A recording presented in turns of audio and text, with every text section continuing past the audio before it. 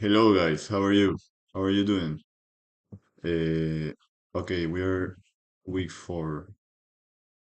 Are we live though? Uh, okay, we are week 4. Are we live though? We're live? Okay, let's get it.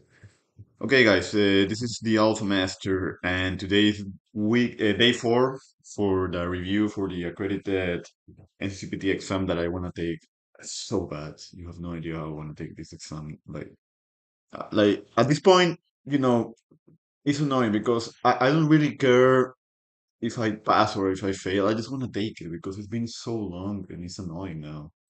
Like my brain, the way that my brain is messing with me is that it is making me believe that the exam is gonna be too hard, that like the terms that I've been looking at, like it's not enough, that I have to keep going, that I have to review them over and over and over again.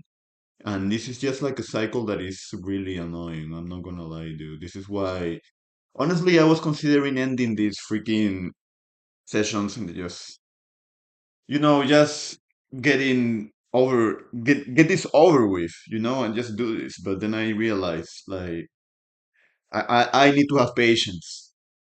For it's hard, but I need to have patience and actually like mentalize myself that it's not the end of the world. I have other things to do. But I have to focus because that's the problem with me. I have to focus. Like, I have a big problem where sometimes I don't do the right thing and I start to wander off. That cannot happen anymore. Uh, the brain has the capacity to heal. If you do the right thing, you focus on your objectives, your goals. This is why, bro. Today we're gonna go over chapters 10 and 11, and that's going to be concepts of flexibility training and concepts of cardiovascular exercise. And after we finish, I'm going to see if we have time for more and gonna make a decision about like this exam because so far I have other stuff to do. Everything is just messing with me, but I need to focus. And sometimes it's hard, dude. Like I'm not gonna complain, but this uh, no, I'm not gonna complain. I'm not gonna complain. It is what it is. It's just that I need to focus, like I'm saying. Anyways, let's get started. So concepts of flexibility training. So for concepts of flexibility training, you have flexibility, the term of the flexibility. Then you have the benefits of flexibility training. You have static versus dynamic stretching, active and passive stretching. You have the self-myofascial release, flexibility training progression, where you do the general warm-up, you do the dynamic stretching, the SMR before the workout, you have the specific warm up during the workout, then you have the exercise boot, and then you have static passive or pre-contraction stretching, the SMR, PNF stretching after the workout. You have acute variables for flexibility. You have intensity, time, breath control, frequency, and stretch selection. Autogenic inhibition. You have to see the definition of what is autogenic inhibition. Then you have stretch selection and timing. Before, during, and after activity, you have the stretch selection and timing before, during, and after activity. And you have the rest and recovery activities. So that's going to be the concepts of flexibility training. The learning objectives are going to describe the benefits. You have to describe the benefits of flexibility training, identify and explain the acute training variables for flexibility training, and explain the difference between static and dynamic stretching and how to use them in an exercise program. The difference between static and dynamic stretching and how to use them in an exercise program. Okay, let's get it. Flexibility, the definition of flexibility, the range of motion of a muscle and its associated connective tissues at a joint or joints. Flexibility is the range of motion of a muscle and its associated connective tissues at a joint or joints. Now, what are the benefits of flexibility training? You have improved range of motion, you have improved posture, balance, muscle strength, and performance, increased mood, and decreased chronic pain. You have an improved range of motion, improved posture and balance, improved muscle strength, performance, mood, and you have decreased chronic pain. Now, what is the difference between static stretching and dynamic stretching? First, static stretching is lengthening of a muscle and holding the lengthened position. Static stretching is lengthening the muscle and holding the lengthened position. Now, for general health, for the general population who needs to improve, for the general population, general health and performance enhancement. Definitions of general health and performance enhancement. First, you should hold, in most cases, you should hold the static stretching from 10 to 30 seconds. You should hold the static stretching from 10 to 30 seconds. That's going to be the lengthening of a muscle and holding the length position. So the learning objectives for concept flexibility training describe the benefits of flexibility training. We already did that. This is explain the key training variables for flexibility training and explain the difference between static and dynamic stretching and how to use them in an exercise program. So flexibility is going to be the range of motion of a muscle and its associated connective tissues at the joint or joints. It's going to be the definition of flexibility, the range of motion of a muscle and its associated connective tissues at a joint or joints. Now, the benefits of flexibility training is going to be an improved range of motion, improved posture, balance, muscle strength, performance, mood, and decreased chronic pain. Static stretching, you have lengthening of the muscle and holding the length position. It's going to be static stretching, lengthening the muscle and holding the lengthened position. For general health, you have for the general population who need to improve or maintain range of motion, clients should be advised to stretch daily. For general health, for the general population who need to improve or maintain the range of motion, clients should be advised to stretch daily. That's going to be for general health. For the general population who need to improve or maintain the range of motion, clients should be advised to stretch daily. For performance enhancement, if flexibility is a necessary component of the client's lifestyle, gymnastics and flexibility should be a major focus for performance and for performance enhancement. So for So for general health, for the general population who need to improve or maintain a range of motion, the client should be advised to stretch daily. For performance enhancement, if flexibility is a necessary component of the client's lifestyle, a gymnastic, then flexibility should be a major focus. Dynamic stretching is when is a movement-based active. Dynamic stretching is a movement-based active stretch, and if the stretch for the static stretch should be held between 10 to 30 seconds. Remember, 10 to 30 seconds. For dynamic stretching is a movement-based active stretching where muscles engage to bring about a stretch. Dynamic stretching is based on movement. Movement-based active stretching where muscles engage to bring about a stretch. That's dynamic stretching. Movement-based active stretching where muscles, the movement-based active stretching where muscles engage to bring about a stretch. Blood flow and fluid exchange help to give more muscle extensibility on the joint. So the blood flow and the fluid exchange helps to give more muscle extensibility on the joints. It's best done before a workout. It's best done before a workout, used as a warm-up since it's preparing the body for the movement done in the workout. Since it is preparing the body uh, for the movement done in the workout. So it is best done before a workout because it is used as a warm-up since it's preparing the body for the movement in the workout. It's going to be dynamic stretching, movement-based on active stretching where muscles engage to bring about a stretch. Blood flow and fluid exchange helps to give more muscle extensibility on the joints, and it's best done before a workout. Signs used as a warm-up since it is preparing the body for the movement done in the workout. For the movement done in the workout. Yeah.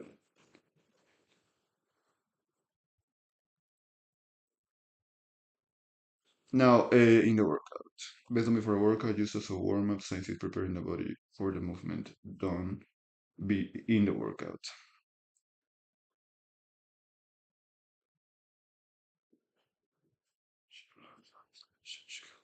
It helps uh, to give more muscle extensibility on the joints. Best done on the joints is going to be best done before a workout and used as a warm-up since it's preparing the body for the movement done in the workout. So it's best done before a workout and used as a warm-up since it's preparing the body for the movement done in the workout. It's best done before a workout since it's used as a warm-up since it's preparing the body for the movement done in the workout. Now, in here you have active and passive stretching. Active and passive stretching. So what's the difference between active and passive stretching? Active stretching is most like actively contracting to stretch another. That's active stretching is going to be a muscles Active stretching is going to be involves a muscle actively contracting to stretch another.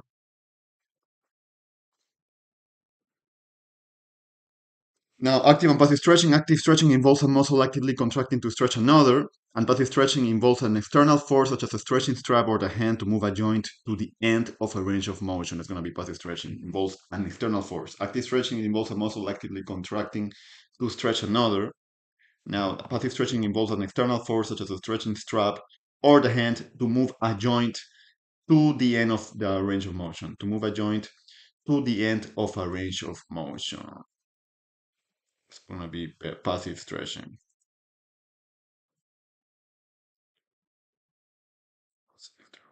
Stretch it strap or the hand to move a joint to the end of a range of motion. Now, self-myofascial release is going to be techniques applying manual pressure. Self-myofascial release techniques involves applying manual pressure to an adhesion or overactive tissue to elicit an automatic muscle inhibition response, like foam rolling. Self-myofascial release involves applying manual pressure to an adhesion or overactive tissue to elicit an automatic muscle inhibition response, like foam rolling. That's going to be self-myofascial release. Involves applying manual pressure to an adhesion or overactive tissue to elicit an automatic muscle inhibition response like foam rolling.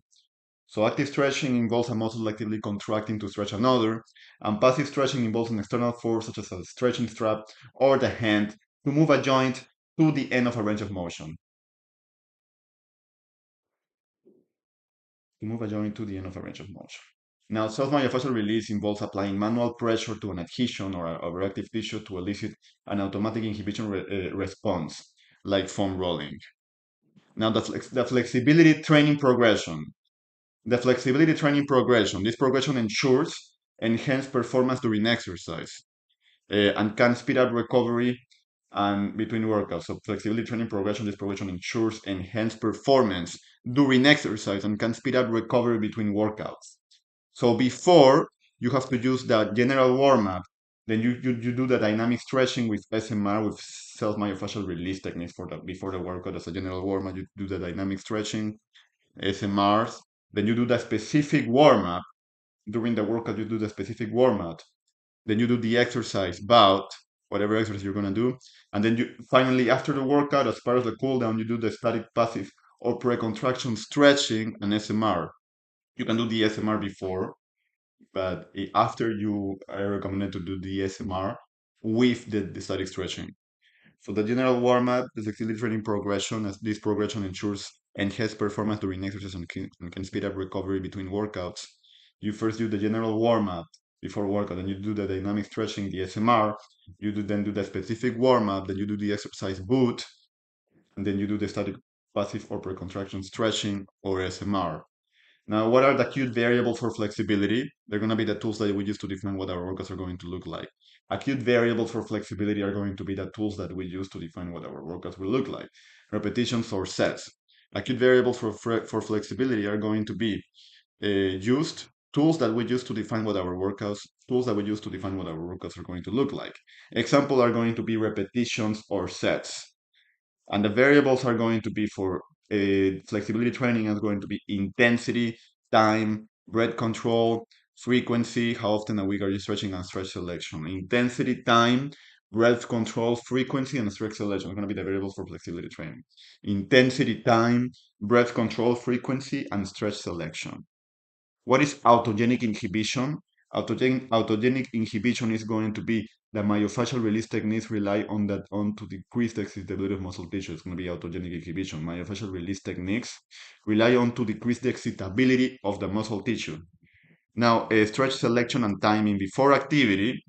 Stretch selection and timing before activity, during activity, after activity, and for rest recovery and activity.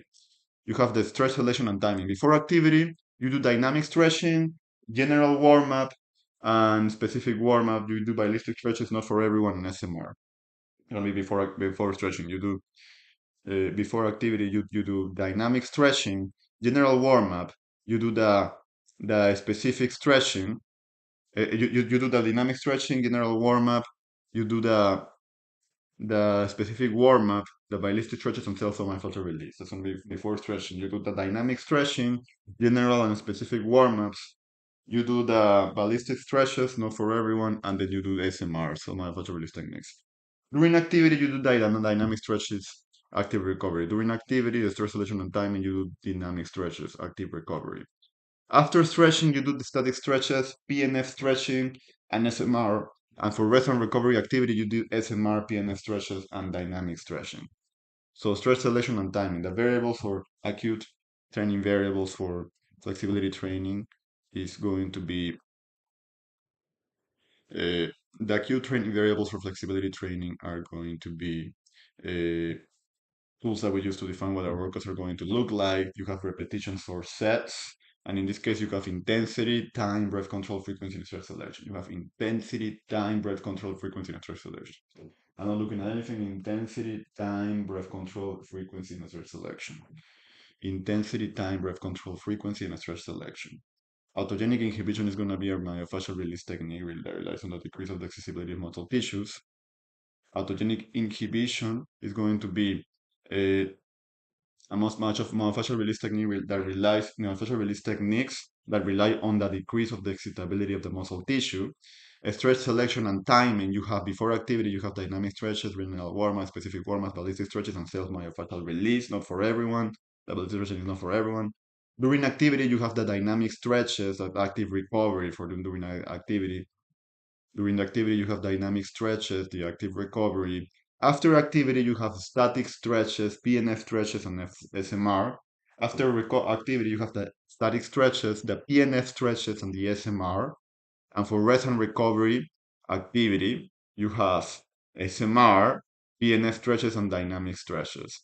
For rest and recovery activity, you have dynamic stretches, SMR, and PNF stretches. Dynamic stretches, SMR, and PNF stretches.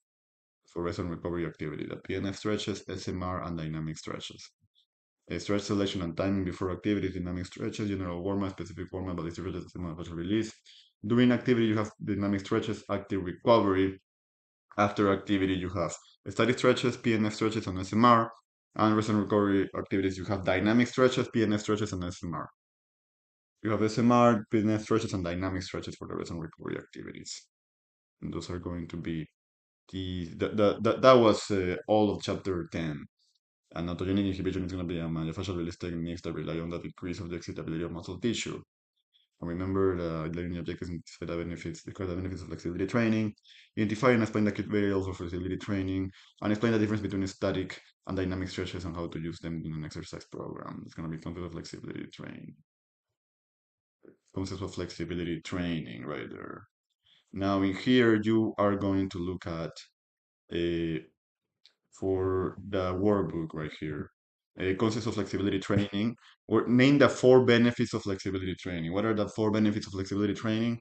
Improve range of motion, posture, and balance. So, 4 benefits of flexibility training. You have improved range of motion, posture, and balance. You have decreased chronic pain, improve muscle strength, and improve performance and mood. That's going to be the 4 benefits of flexibility training. Improve range of motion, posture, and balance, decrease chronic pain, improve muscle strength, and improve performance and mood. That's going to be the benefits of flexibility training. One more time. Improved range of motion, posture, and balance, decrease chronic pain, improve muscle strength, and improve performance and mood. Improve performance and mood. Now, define passive stretching involves an external force such as a stretching strap or the hand to move a joint to the end of the range of motion. It's going to be passive stretching. An external force such as a stretching strap or the hand to move a joint to the end of a range of motion. Now, dynamic stretching is a movement-based active stretching where the muscles engage to bring about a stretch. Blood flow and fluid exchange helps to give more muscle excitability, extensibility on the joints best done before a workout. Use as a warm-up and preparing the body for the movement done in the workout. And active stretching is going to be involves a muscle actively contracting to stretch another. No external force is applied to perform the stretch. Active stretching doesn't use an external force and involves a muscle actively contracting to stretch another. No external force is applied to perform the stretch. So the 4 benefits of flexibility training are going to be improved range of motion, posture, and balance, decrease chronic pain, improve muscle strength, and improve performance and mood.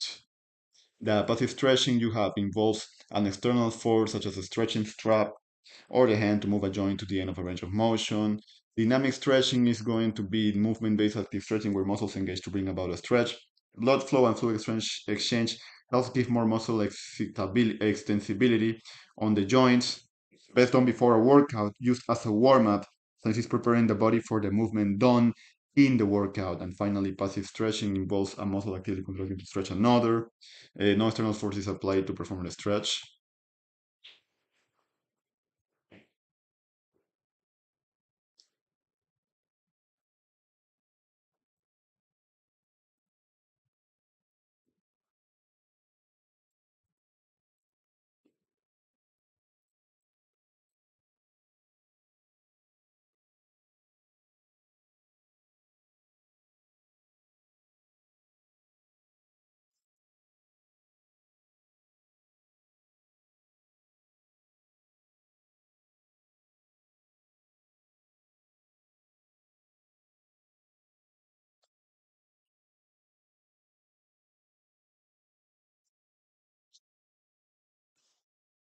Now, six dynamic stretches are going to be arm circles, shoulder flexion and extension, single leg swings at the sagittal and frontal planes, alternating knee hugs, and walking scoops.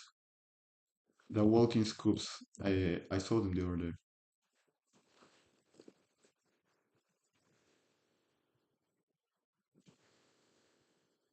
Yeah, I have such a short-term memory, dude. It's so annoying. So dynamic stretching is going to be the arm circles, the shoulder flexion and extension.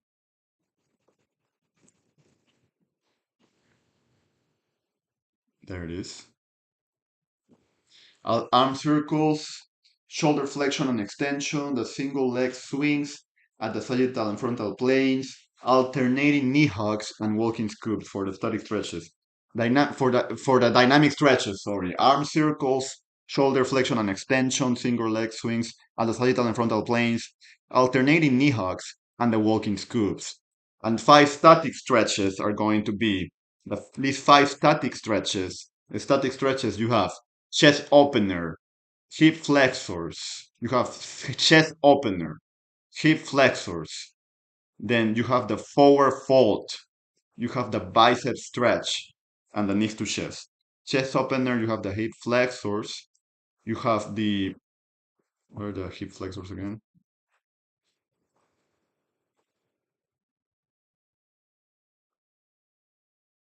Yeah. You have, for the static stretches, you have the chest opener, you have the hip flexors, you have the forward fold. There it is. You have the bicep stretch and the knees to chest. The dynamic stretches, you have arm circles, you have shoulder flexion and extension, single leg swings at the sagittal and frontal planes, and then you have the alternating knee hugs and the walking scoops. And that's gonna be for dynamic stretches. For static stretches, you have chest opener, you have hip flexors, you have a forward fold.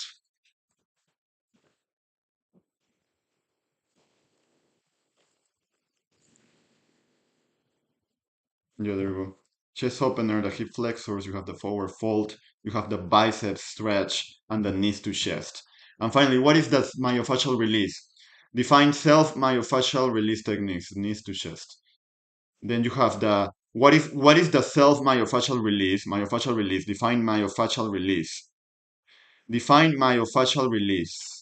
What is the self-myofascial release? Involves applying manual pressure to an adhesion or overactive tissue to elicit an automatic muscle inhibition response or autogenic inhibitory response. Done with foam rolling, characterized by the decrease in the excitability of a contracting or stretched muscle arising from the Golgi tendon organ. Golgi tendon organ sense tension. Then the muscle spindles and stretch. The self-myofascial release involves applying manual pressure. Self-myofascial release. Myofascial release. Self-myofascial release involves applying manual pressure to an adhesion or overactive tissue to elicit an automatic muscle inhibition response or autogenic inhibitory response. Response. Example done with foam rolling, characterized by decreasing the excitability of a contracting or stretch muscle arising from the Golgi tendon organ. Arising from the Golgi tendon organ. The Golgi tendon organ. So involves applying manual pressure to an adhesion. So the myofascial release involves applying manual pressure to an adhesion or active tissue. Applies manual pressure to an adhesion or overactive tissue to elicit an automatic muscle inhibition response or autogenic inhibitory response, done with foam rolling characterized by decreasing the stability of a contracting stretch muscle arising from the Golgi tendon organ. Myofascial release involves applying manual pressure to an adhesion or overactive tissue to elicit an automatic muscle inhibition response or autogenic inhibitory response. Example is going to be done with foam rolling, characterized by a decrease in the excitability of a decrease in the excitability of a contracted or stretched muscle arising from the Golgi tendon organ, arising from the Golgi tendon organ. Now we are finished with this. Finally, we're gonna go over quiz client assessments. Use body fat. It's gonna be 200 calories. Now client assessments. Quiz 6. No, I already looked over it.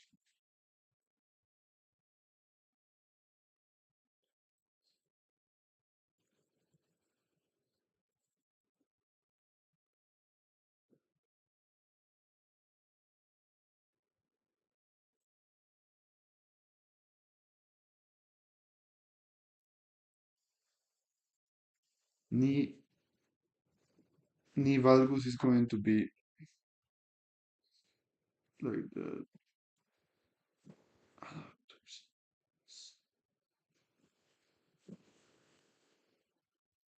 knee valgus is like this way.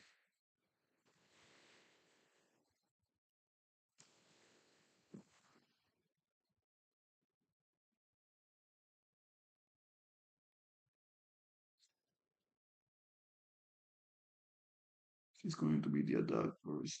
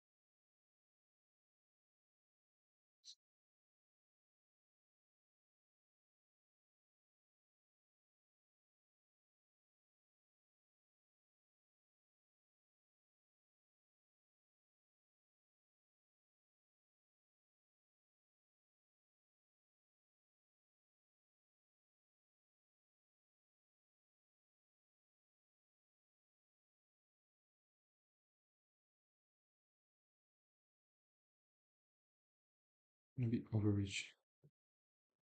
Okay, I just reviewed the quizzes for chapters 7, 8, or 9.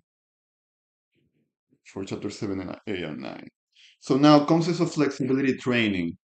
You now have concepts of flexibility training. Foam rolling one-on-one. Done before exercise. Technique increases the muscle pliability, reduces excessive muscle tension, and increases joint range of motion. Makes workout more effective and reduces risk of injury. Goal of SMR is to help an overactive muscle relax. The goal of SMR is to help an overactive muscle relax.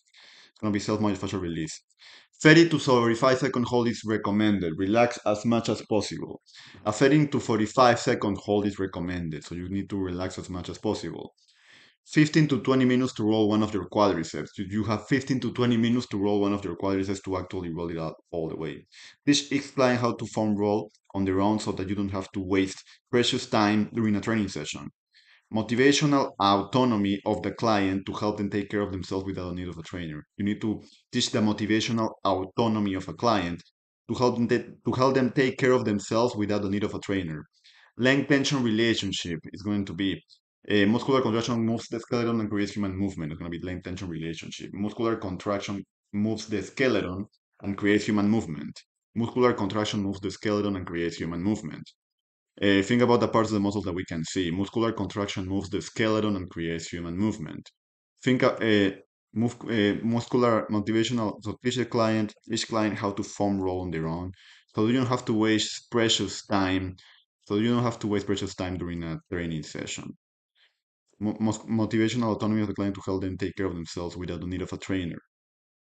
The relationship, muscular contraction moves the skeleton and creates human movement. Think about the parts of the muscles that we can see. The amount of force a muscle can produce is directly related to its length.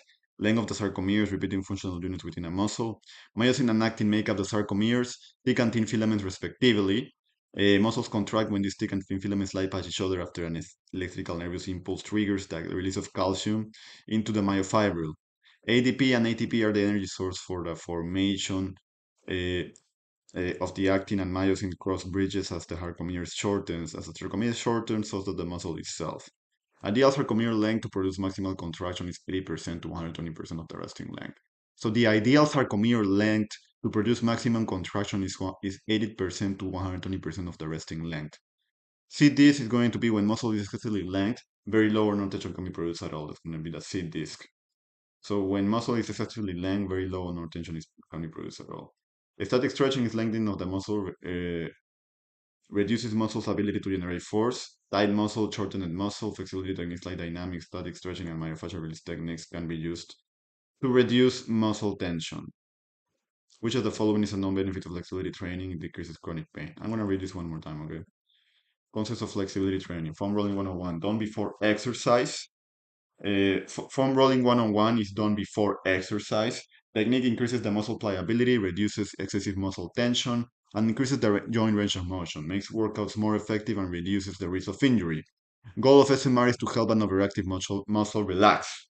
SMR is going to be the self-myofascial release technique. It's a 30 to 45-second hold is recommended. Relax as much as possible. 15 to 20 minutes to roll one of your quadriceps. Teach each client how to foam roll on their own so that you don't have to waste precious time during a training session. Motivational autonomy of the client to help them take care of themselves without the need of a trainer. Length tension relationship, muscular contraction moves the skeleton and creates human movement. Think about the parts. Think about the parts of the muscle that we can see. So you need to think about the parts of the muscle that we can see in a length tension relationship. Think about the parts of the muscles that we can see. The amount of force a muscle can produce is directly related to its length. The amount of force that a muscle can produce is directly related to its length. The length of the sarcomeres, the repeating functional units within the muscle. You have the myosin and the actin make up the sarcomeres, thick and thin filaments respectively.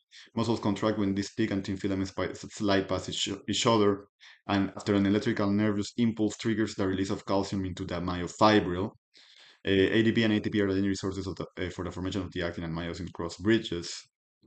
Uh, as the as the sarcomere shortens, so that the muscle, as the sarcomere shortens, so does the muscle itself. Now, ideal sarcomere length to produce maximal contraction. The ideal sarcomere length to produce the maximal contraction is going to be from 80% to 120% of the resting length. The ideal sarcomere length to produce maximum contraction is going to be 80% to 120% of the resting length. It's going to be this ideal sarcomere length to produce maximum contraction. It's going to be 80% to 120% of the resting length. See, this is gonna be when muscle is excessively length, very low rotation can be produced at all. That's gonna be when the C disc appear. When the muscle is excessively length, very low or no tension can be produced at all. When the muscle is excessively length, very low or no tension can be produced at all.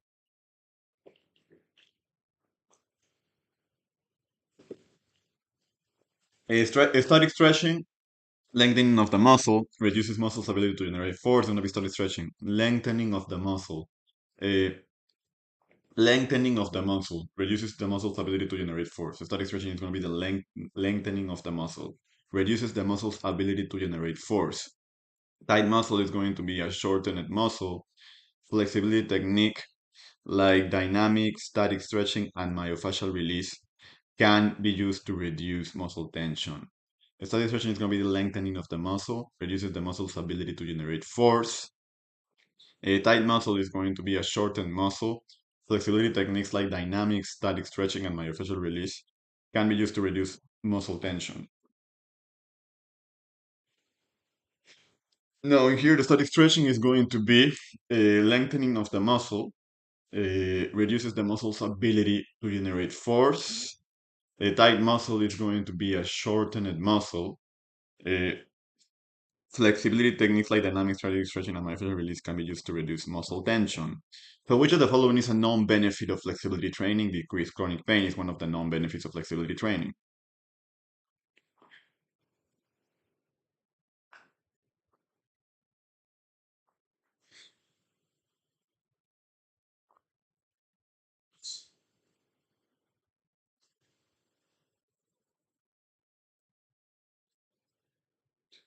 Which of the resting length? So which of the following of the resting length? So which of the following is a known benefit of flexibility training? Which of the following is a known benefit of flexibility training? Reduce muscle tension. Which of the following is a known benefit of flexibility training? Is going to be decreased chronic pain. Which of the following is a known benefit of flexibility training? Decreased chronic pain. Which of the following is a known benefit of flexibility training? Decreased chronic pain.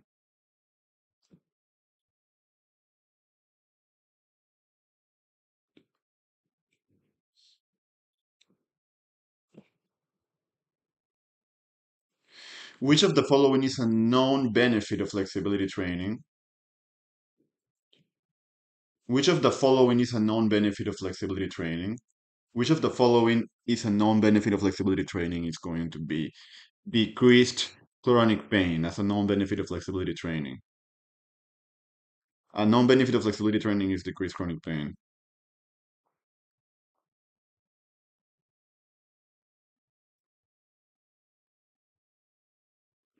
Muscle is excessively lengthened, very low no tension can be produced at all. Static stretching lengthening the muscle reduces muscle's ability to generate force.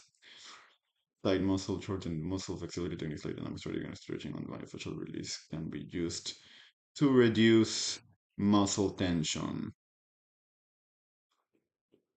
Reduce muscle tension. Which of the following is a known benefit of flexibility training? Is going to be a known benefit of flexibility training is going to be decreased chronic pain. So what is dynamic stretching? It's going to be movement-based active stretching where muscles engaged to bring about a stretch. Active dynamic stretching is going to be movement-based active stretching where muscles engage to bring about a stretch. In a flexibility training protocol, which of the following should be executed after a training session? Is going to be a static stretching. In a flexibility training protocol, which of the following should be executed after a training session? A static or pre-contraction stretching. A static or pre-contraction stretching. What type of inhibition do myofascial release techniques rely on to decrease flexibility of muscle? Tissue autogenic inhibition. Autogenic inhibition is going to be a myofascial release technique that rely on to decrease the excitability of muscle tissue. Autogenic inhibition, a type of inhibition that myofascial release techniques rely on to decrease the excitability of muscle tissue. Autogenic inhibition is a type of inhibition that myofascial release techniques rely on to decrease the excitability of muscle tissue. What type of inhibition do myofascial release techniques rely on to decrease the excitability of muscle tissue? Autogenic inhibition is a type of inhibition that myofascial release techniques rely on to decrease the excitability of muscle tissue. Decreases the excitability of muscle tissue, it's going to be autogenic inhibition. Which type of stretching should mirror the movements that will be performed in an upcoming activity? It's going to be specific warm-up. A stretching that should mirror the movements that will be performed in an upcoming activity is going to be dynamic stretching. The type of stretching that should mirror the movements that will be performed in an upcoming activity is going to be dynamic stretching. What is the term as the measurement of movement around a specific joint or body part? The term that is defined as the measurement of a movement around a specific joint or body part is going to be the range of motion. The measurement of a movement around a specific joint or body part. The measurement of a movement around a specific joint or body part is going to be the range of motion. Which of the following is an example of an active range of motion? An active range of motion is going to be a client moving their shoulder through flexion and extension. An active range of motion is a client moving their shoulder through flexion and extension. A client moving their shoulder through flexion and extension is going to be an active range of motion. What type of stretching uses bouncing and the momentum of the body or a limb to force it beyond a normal range of motion? Is going to be ballistic stretching. Bouncing and the momentum of the body or limb to force it beyond a normal range of motion is going to be ballistic stretching. Ballistic stretching is about bouncing. Uses bouncing and the momentum of the body or limb to force it beyond a normal range of motion is going to be the ballistic stretching. What are the two most important acute training variables related to flexibility training? The two most important acute training variables related to flexibility training. The two most important acute training variables related to flexibility training is going to be uh, frequency and time, intensity and time. The two most important acute training variables related to flexibility training is going to be intensity and time. The two most important acute training variables related to flexibility training is intensity and time. In most cases, how long should the static stretch be held? 10 to 30 seconds. Uh, from 10 to 30 seconds, that's how a static stretch should be held, from 10 to 30 seconds. From 10 to 30 seconds. And that was it for the concept of flexibility training. So I'm going to go over this again, just to remember this. Which of the following is a non-benefit of flexibility training?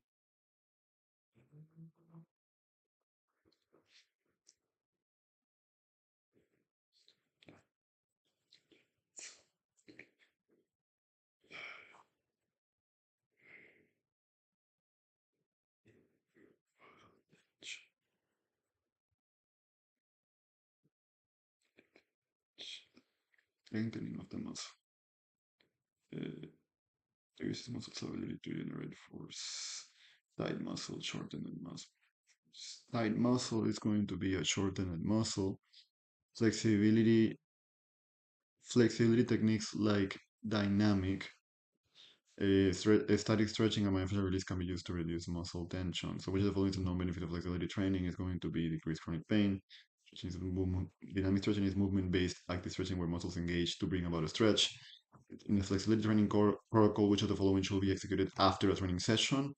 After training session, is going to be static or pre-contraction stretching. What type of inhibition do myofascial release techniques rely on to decrease the excitability of muscle tissue? So, what type of inhibition do myofascial release techniques rely on to decrease the excitability of muscle tissue? Is going to be autogenic inhibition that myofascial release techniques rely on to decrease the excitability of muscle tissue. What type of inhibition do myofascial release techniques rely on to decrease the excitability of muscle tissue? It's going to be autogenic inhibition. What type of stretching should mirror the movements that will be performed in the coming activity? Dynamic stretching mirrors the movement that will be performed in an upcoming activity. What term is defined as the measurement of movement around a specific joint or body part, range of motion? The measurement of movement around a specific joint or body part is going to be range of motion. The measurement of movement around a specific joint or body part is going to be the range of motion.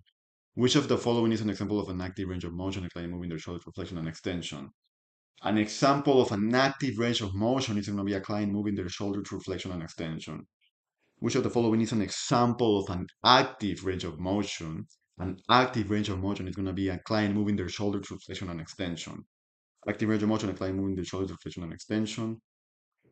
Through flexion and extension, which of the what type of stretching uses bouncing at the momentum of the body or a limb to force it beyond a normal range of motion is going to be ballistic stretching.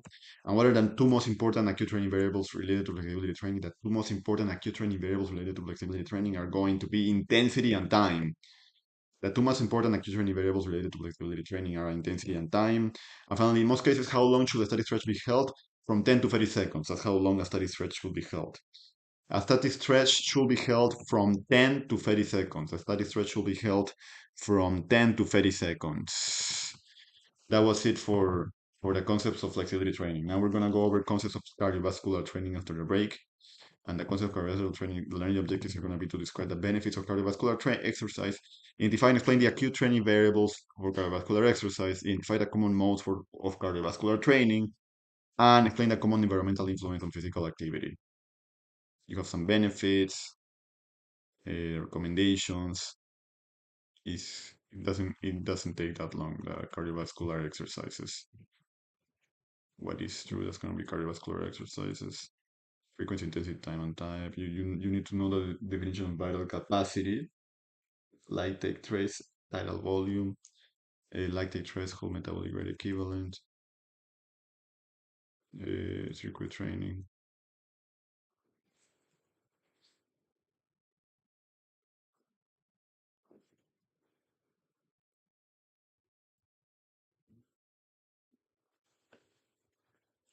So the concepts of cardiovascular training are going to be after the break.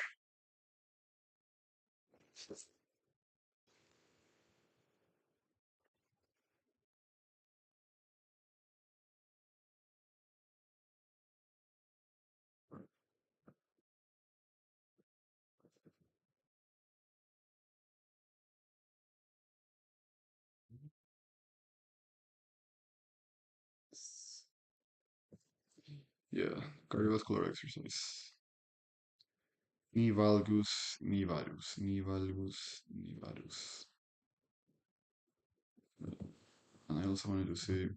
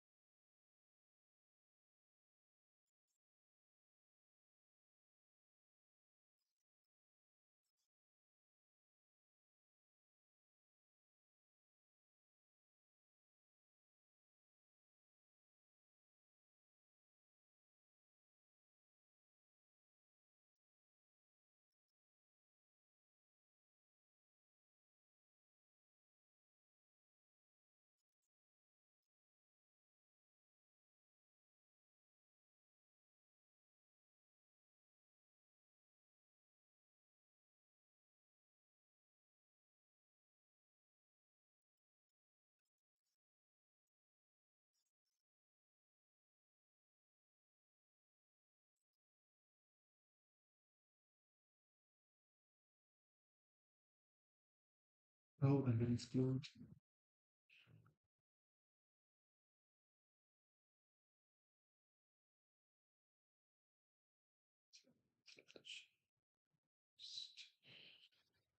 I'll be right back.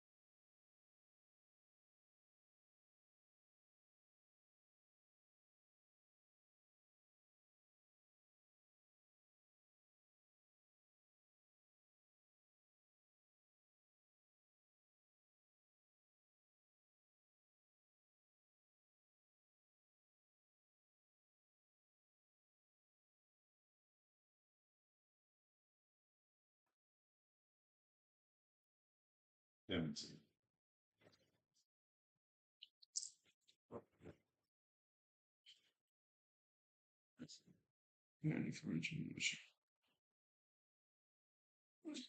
Okay, let's see this. Look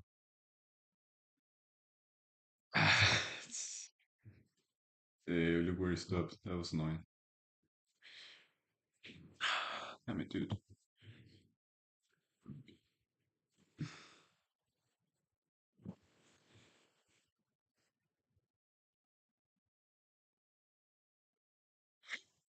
Am I live though? What's going on?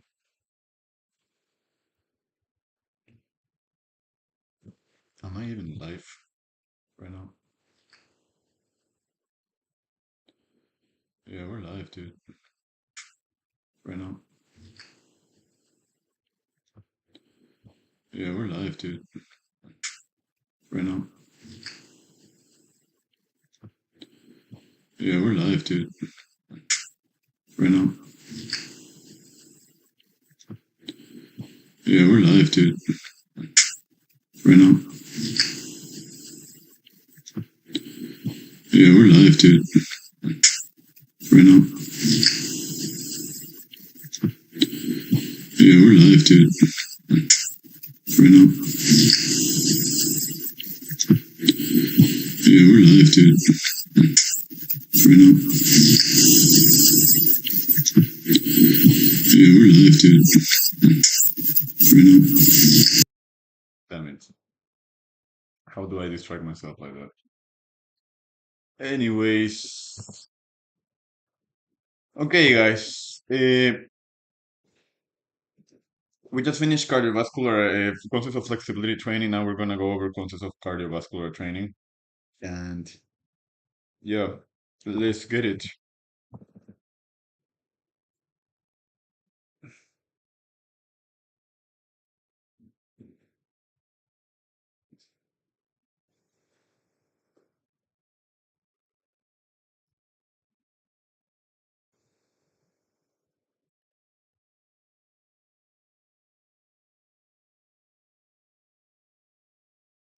Okay, now the concepts of cardiovascular exercises. The terms are going to be like benefits of cardiovascular exercise, the acute variables, which is going to be the fit principle, frequency, intensity, type, and time, uh, cardiovascular exercise frequency, the recommendation for adults, the recommendation for adults and youth, exercise intensity, you have the rate of perceived exertion and the VO2 max. The where rate of perceived exertion you have from 6 to 20 board RPE and the VO2 max. Then you have the time duration, which is duration is inversely related to intensity. Duration is inversely related to intensity. The more endurance of the cardiovascular exercise, the less intense it is. Type is going to be walking, running, swimming, cycling, rowing, circuit training. Walking, running, swimming, cycling, rowing, and circuit training. Heart rate zones, you have from zones 1 to 5. You have environmental influences on activity, metabolic equivalent, the metabolic equivalent, the vital capacity and tidal volume. Then you have the vital capacity and the tidal volume. You have the circuit training and you have the lactate threshold. So the concepts of flexibility training. Concepts of cardiovascular training, sorry, the concepts of a cardiovascular exercise, chapter 11.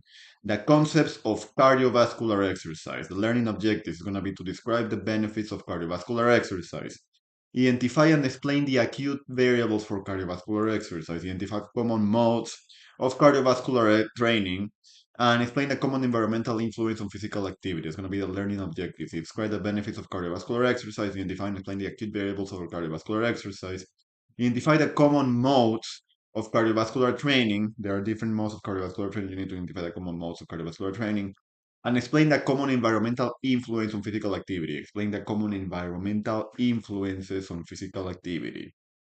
So the learning objectives of cardiovascular exercise. The concept of cardiovascular exercise. You need to describe the benefits of cardiovascular exercise, identify and explain the key variables for the cardiovascular exercise, identify the common modes of cardiovascular training, and explain the common environmental influence on physical activity. explain the common environmental influence on physical activity. So the benefits on the common environmental influence on physical activity. So you have the benefits of cardiovascular exercise are going to be that it reduces fatigue.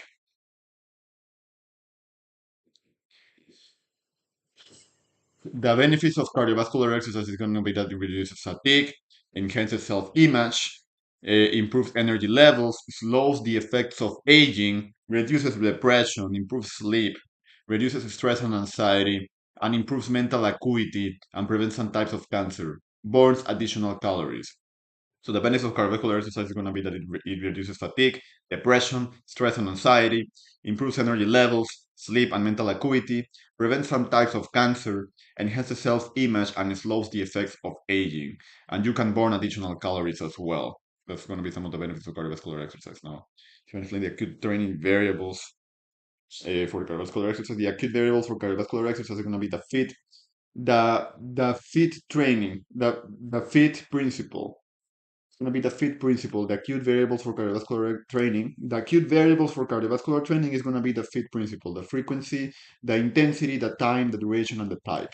And E is going to be enjoyment. Most people for their fitness goals and simplicity and consistency equals success. The acute variables for cardiovascular training is going to be the fit principle, the frequency, the intensity, the time, duration, and type. Also, enjoyment. Enjoyment is going to be most people for the fitness goals, they need simplicity plus consistency equals to success. They need to enjoy it. Most people for their fitness goals, simplicity plus consistency equals success. Cardiovascular exercise frequency. The cardiovascular exercise frequency, the adult's recommendation for the cardiovascular exercise frequency. For adults, fat loss or endurance goal, a strength or hypertrophy goal, and general fitness goals for adults. You have fat loss. For adults, you have fat loss or endurance goal, you have a strength or hypertrophy goal, and general fitness goals. The fat loss or endurance goal is going to be from 150 minutes or 2.5 hours per week or more of moderate intensity cardiovascular activity. 150 minutes is going to be the fat loss and endurance goal. 150 minutes or 2.5 hours per week of more of moderate intensity activity. For a strength or hypertrophy goal, 75 minutes per week of vigorous aerobic activity. You have 75 minutes a week of vigorous aerobic activity. You have to have 75 minutes a week of vigorous aerobic activity. And finally, general fitness goals is any combination of moderate to vigorous intensity aerobic activity. The general fitness goals is going to be any combination of moderate to vigorous intensity aerobic activity. Going to be the general fitness goals. It's going to be any combination of moderate to vigorous intensity aerobic activity. The general fitness goal is going to be any combination of moderate to vigorous intensity aerobic activity. Cardiovascular exercise frequency. The adult recommendations, you have fat loss or endurance goals. Uh, for adults, 150 minutes or 2.5 hours per week of more of moderate intensity activity. A strength or hypertrophy goal, 75 minutes per week of vigorous aerobic activity for a strength or hypertrophy goal, 75 minutes per week of vigorous aerobic activity. And finally, general fitness goals is going to be any combination of moderate to vigorous intensity aerobic activity. It's going to be general fitness goals. Any combination of moderate to vigorous intensity activity. Any combination of moderate to vigorous intensity activity, aerobic activity.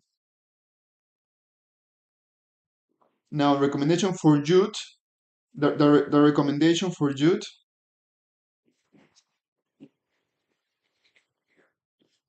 the recommendations for the youth, they're going to be for 3 to 5 years old. For the recommendations for the youth, from 3 to 5 years old, they should be physically active with opportunities to move throughout the day. For the youth recommendations from 3 to 5 years old, they should be physically active with opportunities to move throughout the day. From 3 to 5 years, they should be physically active with opportunities to move throughout the day. Now, from 6 to 17, from 3 to 5 years old, they should be moving around all the time. Recommendations for youth from 3 to 5 years old, they should be physically active with opportunities to move throughout the day.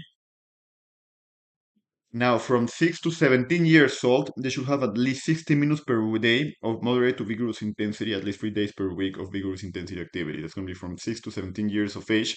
They should have at least 60 minutes per day of moderate to vigorous intensity, at least 3 days per week of vigorous intensity activity. So 60 minutes per day of moderate to vigorous intensity, and at least 3 days per week of vigorous intensity activity. 60 minutes per day of moderate to vigorous intensity, and at least 3 days per week.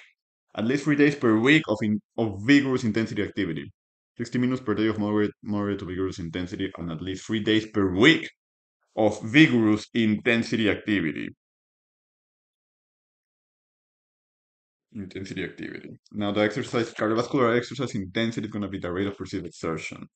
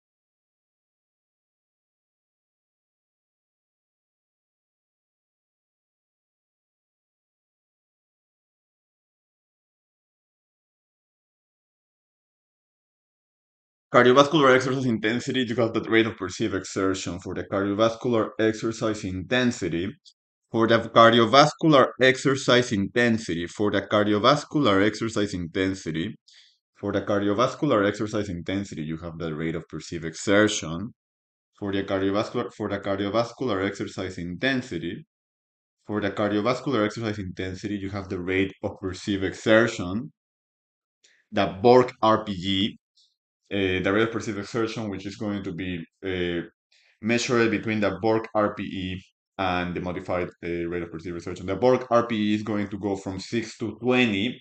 6, there is no exertion, very low effort, no exertion, and 20 has maximum exertion. And then you have the modified RPE that goes from 0 to 10.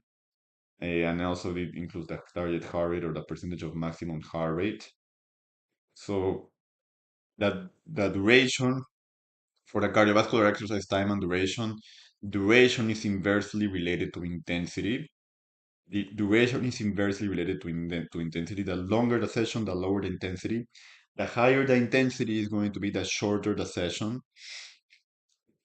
Description: activity and duration, speed, liters of oxygen per minute, consuming approximate calories burned.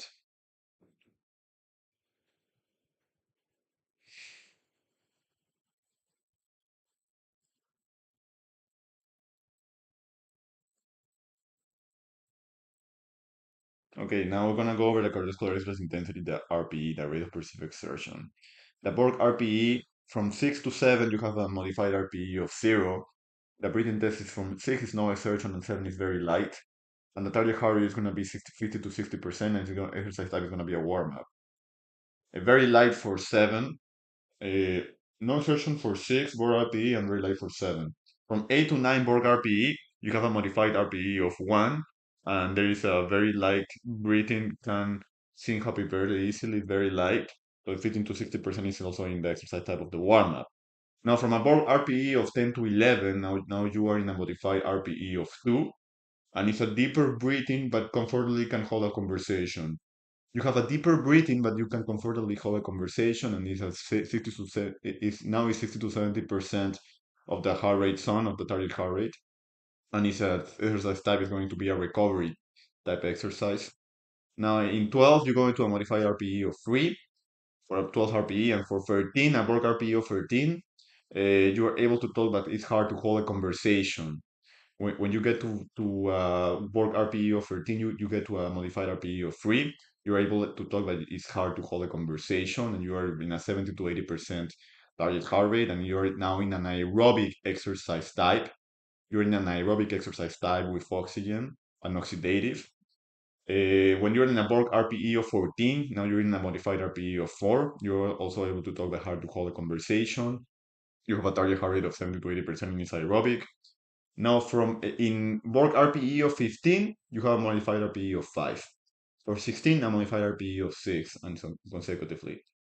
And now from 15 to 16 or 5 to 6 modified RPE, you have a breathing talk test of that is hard breath and uncomfortable to carry conversation. You're hard breathing and it's uncomfortable to hold a conversation. So you have a target heart rate of 80 to 90% in that one, and it's anaerobic, it's without oxygen. And now from 17 to 18, you have a modified RPE of 7 to 8. Is You have a deep and forceful breathing and unable to comfortable or uncomfortable to talk. You are in a deep and forceful breathing, and you're unable and uncomfortable to talk. And it's a 90 to 100% of target heart rate of modified RPE. No, now you're in a target heart rate of 90 to 100%. It's high intensity VO2 max. It's a high intensity VO2 max exercise type.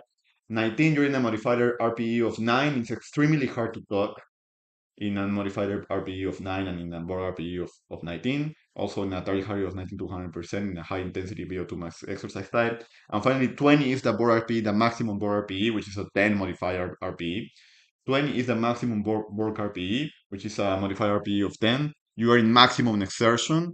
Here you're in maximum exertion. You have a target heart rate of 90 to 100%, and an exercise type is high intensity VO2 max. The exercise type is high intensity VO2 max.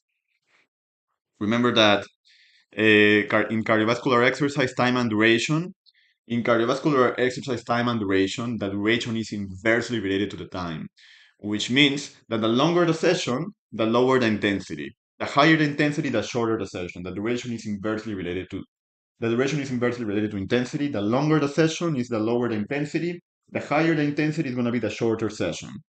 The descriptions now, you have descriptions of the activity and duration, speed, liters of oxygen per minute consumed, and approximate calories burned for different exercises. For a low intensity, long duration exercise, activity and duration is going to be slow walking for 60 minutes in a speed of 3 miles per hour. So the liters of oxygen per liter consumed, the liters of oxygen per minute consumed is going to be 0.9 liters of oxygen per minute consumed, and the approximate calories burned is going to be 250.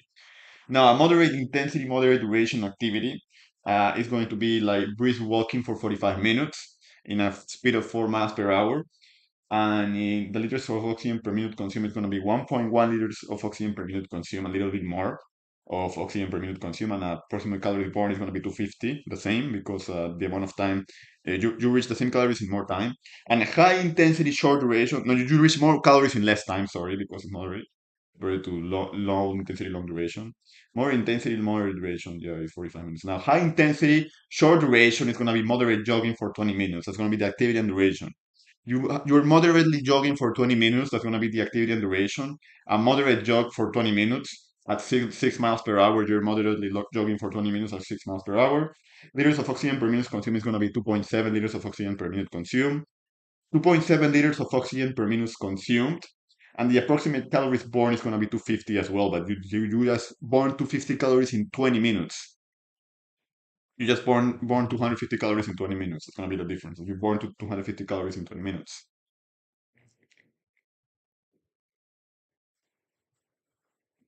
You burn 250 calories in 20 minutes instead of 60 minutes in low intensity or 45 minutes in moderate intensity. So, and you did it in a faster speed as well. So higher intensity, short duration, longer sessions, shorter intensity, lower intensity. So the duration is inversely related to the intensity. Now, the types of cardiovascular exercise. You have different types of cardiovascular exercise. You have walking. You have different types of cardiovascular exercise. Anything physical you do to get heart rate up and maintaining for a long time. You have different types of cardiovascular exercise, which is anything physical you do to get the heart rate up and to maintain it for a long time. That's going to be the types of cardiovascular exercise. Types of cardiovascular exercise. The types of cardiovascular exercise. Anything physical that you do to get your heart rate up and maintain it for a long time. That's the types of cardiovascular exercise. It's going to be anything physical that you do to get your heart rate up and maintaining for a long time, like walking, running, swimming, cycling, rowing, and circuit training. The cardiovascular exercise, the types of cardiovascular exercise. It's going to be the types of cardiovascular exercise is going to be anything physical that you do to get your heart rate up and maintain it for a long time. It's going to be the types of cardiovascular exercise. Anything physical that you do to get your heart rate up and to maintain it for a long time, like walking, running, swimming, cycling, rowing, and circuit training. Cardiovascular exercise, so activity and duration, speed, liters of oxygen per minute consumed approximately. Respond. Cardiovascular exercises, the types of cardiovascular exercises is going to be anything physical that you do to get your heart rate up and maintain it for a long time, like walking, running, swimming, cycling, rowing, and circuit training. And circuit training. Anything physical, any physical activity that you do that gets your heart rate up, to get your heart rate up and maintain it consistently for a long time, and maintains it consistent for a long time, for a long time, for a long time.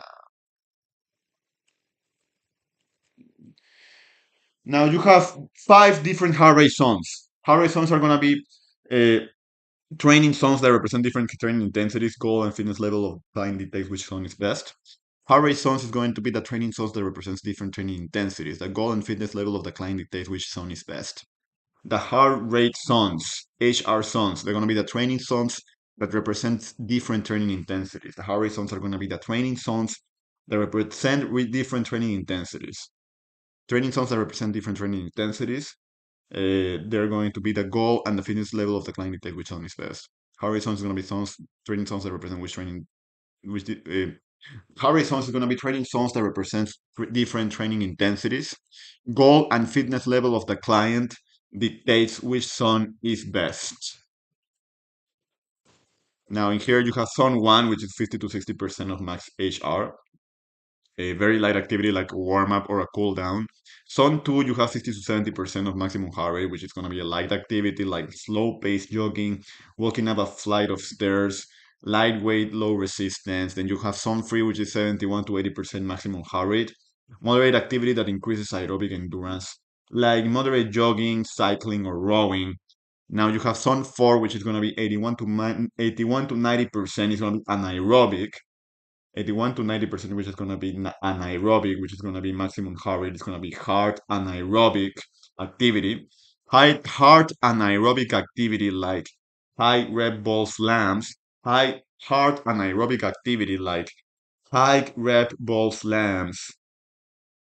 Boxing or heavyweight lifting. Hard anaerobic activity like high rep ball slams. Boxing or heavy weightlifting. Boxing or heavy weightlifting. It's going to be hard anaerobic activity like high red ball slams. Boxing or heavy weightlifting. Boxing or heavy weightlifting. Or heavy weightlifting. Or heavy weightlifting. And finally, you have zone 5, which is going to be 91 to 100% of maximum heart rate. Hard anaerobic activity. So zone 5 is going to be 91 to 100% maximum heart rate, extreme hard maximum exertion activities such as sprinting, all out effort. It's going to be zone 5. It's going to be mainly in the ATP-CP pathway. 91 to 100% maximum heart rate, extreme hard maximum exertion activity, like sprinting. It's going to be an all-out effort, And finally, environmental influences on activity like extreme heat, extreme cold, altitude, and air quality and pollution. It's going to be the environmental influences on activity. And some environmental influences on activity are going to be extreme heat, extreme cold, altitude, and the air quality and pollution that can cause asthma. It's going to be the environmental influences on an activity. The extreme heat, the extreme cold, the altitude, and the air quality and pollution. It's going to be environmental influence on activity. The extreme heat, the extreme cold, the altitude, and the air quality and pollution. Now you have in here different terms like metabolic equivalent, the measures of the rate of a person's energy related to their mass during physical activity, low vital capacity reading and a potential symptom of a respiratory problem is going to be below 3,000 milliliters. One, metabolic equivalent person metabolic weight when at rest. The respiratory efficiency measures estimated by voluntary threshold. Lactate threshold, estimated by ventilatory threshold is going to be lactate threshold. Maximum heart rate is going to be 220 minus H. It's going to be part of the quiz though. Now, let's go over the workbook in here. It's going to be concepts of cardiovascular exercise.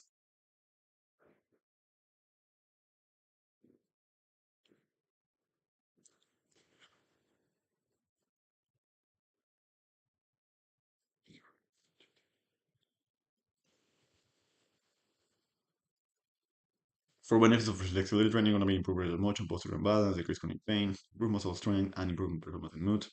Passive stretching involves external force such as stretching strap or having to move the joint to the end of the range of motion. Dynamic stretching is moving is active stretching where muscles engage to bring about a stretch. Blood flow and fluid exchange helps to give more muscle excitability, more muscle extensibility on the joints. Best done before a workout. Best done before a workout. Best done before a workout. Used it as a warm up, since it's preparing the body for the movement done in the workout. Used as a warm up, since it's preparing the body for the movement done in the workout. Done in the workout. And finally, the active stretching for the movement done in the workout. Done in the workout. Now in here, you have active stretching involves the muscle actively contracting to stretch another. Active stretching involves the muscle actively contracting to stretch another. Active stretching involves the muscle actively contracting to stretch another. Involves a muscle actively contracting to stretch another. No external force is applied to perform the stretch. Active stretching involves a muscle actively contracting to stretch another. No external force is applied to perform the stretch. Active stretching involves a muscle actively contracting to stretch another. No external force is applied to perform the stretch. Actively contracting to stretch another. No external force is applied to perform the stretch. Side dynamic stretches are going to be arm circles, shoulder flexion extension, single leg swings at the fluid and horizontal planes, and alternating alternating alternating knee hugs, and the walking scoops. And the five static stretchings are going to be the chest opener, the five static stretches are going to be the chest opener, the hip flexors. You have the chest opener, the hip flexors. You have the forward fold. You have the bicep stretch, and the knees to chest. And the knees to chest. And the knees to chest. Yeah. Self-myofascial release techniques. The self-myofascial release. Chest. The self-myofascial release techniques involves applying manual pressure to an adhesion or overactive tissue to elicit an automatic muscle inhibition response or autogenic inhibitory response. Done with foam rolling, generated by decreasing the excitability of a contracting and stretching muscle arising from the Golgi tendon organ. So the self-myofascial release involves applying manual pressure to an adhesion or overactive tissue to elicit an automatic muscle inhibition response or autogenic inhibitory response. Done with foam rolling, characterized by decreasing excitability of a contracting or stretch muscle arising from the Golgi tendon organ. So self-myofascial release involves applying manual pressure to an adhesion or overactive tissue to elicit an automatic muscle inhibition response or autogenic inhibitory response. Done with foam rolling, characterized by decreasing excitability of a contracting or stretch muscle arising from the Golgi tendon organ. Period. Now the concepts of flexibility training. Involves applying manual pressure to an adhesion or overactive tissue to elicit an automatic muscle inhibition response or autogenic inhibitory response. Manual pressure on an adhesion to an adhesion or overactive tissue to elicit an automatic muscle inhibition response or autogenic inhibitory response, done with foam rolling. Characterized by a decrease in excitability of a contracting stretch muscle uh, arising from the Golgi tendon organ. to involves applying so it need to be involves applying manual pressure to inhibition or overactive tissue to elicit an automatic muscle inhibition response or autogenic inhibitory response. Done with foam rolling, generates by decreasing stability of contracting, stability of the contracting or stretch muscle arising from the Golgi tendon organ, arising from the Golgi tendon organ. Concepts of cardiovascular exercise, chapter 11. Video. The concepts of cardiovascular exercise. Now you have the concepts in chapter 11. In chapter 11, you have the concepts of a cardiovascular exercise. Chapter 11 is going to be the concepts of cardiovascular exercise. Here you have 6 benefits of cardiovascular exercise. It's going to be that it reduces fatigue and enhances self-image, improves the energy levels, it slows the effects of aging, it reduces depression, stress and anxiety, improves sleep and mental acuity, and prevents some types of cancers. Some types of cancer. What does the FIT acronym stand for as it relates to cardiovascular training? Frequency, intensity, time, duration, and type. Define vital capacity. What is vital capacity? A measure of the cardiorespiratory fitness which will calculate the greatest volume of air that can be expelled from the lungs after taking the deepest possible breaths. The vital capacity of the lungs is the greatest volume of air that can be expelled from the lungs after taking the deepest possible breath. Using a spirometer, vital capacity measured by how much air is exhaled after a person breathes in as much air as possible. Average adult has a normal breathing rate of the average adult has a normal breathing rate of 12 breaths per minute. A conditioned athlete may breathe as much as 20 times of their vital capacity over 1 minute. A conditioned athlete may breathe as much as 20 times their vital capacity over 1 minute. A conditioned athlete may breathe as much as 20 times their vital capacity over 1 minute. A conditioned athlete may breathe as much as 20 times their vital capacity. A conditioned athlete may breathe as much as 20 times their vital capacity over 1 minute, while a deconditioned person may not even reach 10 times their vital capacity in 1 minute. A deconditioned person may not even reach 10 times their vital capacity in 1 minute. However, aerobic exercise can improve vital capacity by strengthening the muscles involved in respiration and increasing the efficiency of the lungs. Aerobic exercise can improve vital capacity by strengthening the muscles involved in respiration and increasing the efficiency of the lungs. Vital capacity is a measure of the cardiorespiratory fitness which calculates the greatest volume of air that can be expelled from the lungs after taking the deepest possible breaths. A measure of the cardiorespiratory fitness which calculates the greatest volume of air that can be expelled from the lungs after taking the deepest possible breath. Vital capacity of the lungs. The vital capacity of the lungs is the greatest volume of air that can be expelled from the lungs after taking the deepest possible breath. Using a speedometer, vital capacity is measured by how much air is exhaled after a person breathes in as much air as possible. The average adult has a normal breathing rate of 20 breaths per minute. A conditioned athlete may breathe as much as 20 times their vital capacity over 1 minute, while the conditioned person may not even reach 10 times their vital capacity over 1 minute. A deconditioned person may not even reach 10 times their vital capacity in 1 minute. However, aerobic exercise can improve vital capacity by strengthening the muscles involved in respiration and increases the efficiency of the lungs. However, in 1 minute, However, aerobic exercise can improve vital capacity by strengthening the muscles involved in respiration and increasing the efficiency of the lung. Period.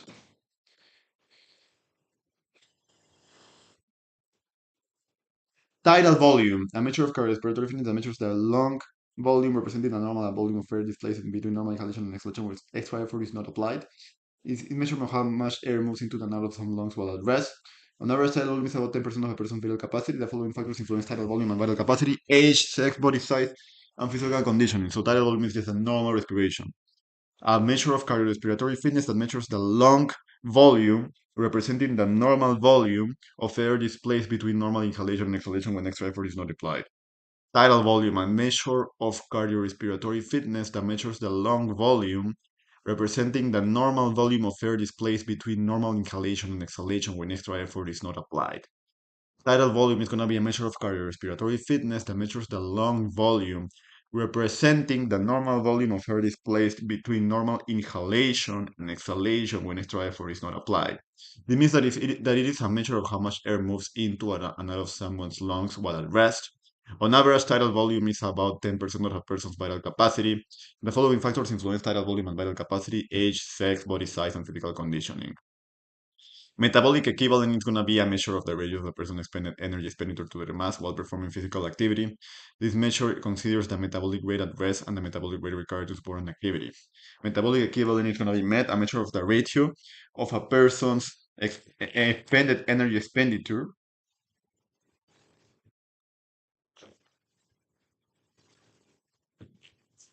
So what is metabolic equivalent? A measure of the ratio of a person's expended energy expenditure while at rest.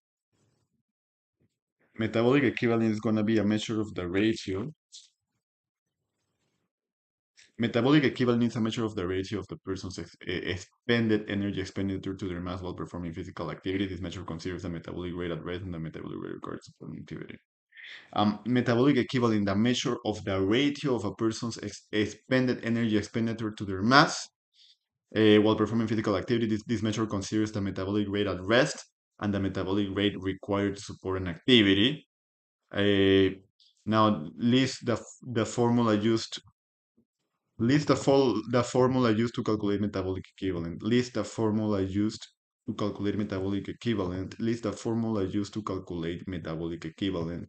One metabolic equivalent is equivalent to a person's metabolic rate when at rest. One metabolic equivalent is equal to the person's metabolic rate when at rest. One metabolic equivalent is approximately 3.5 millimeters of oxygen consumed per kilogram of body weight, and is calculated as 1 med is equal to the weight kilograms times 3.5. Meds is going to be 2,200 times calories per minute divided by body weight times 3.5. Meds, 200 times calories per minute divided by body weight times 3.5 millimeters. The approximate percentage of the heart rate sounds.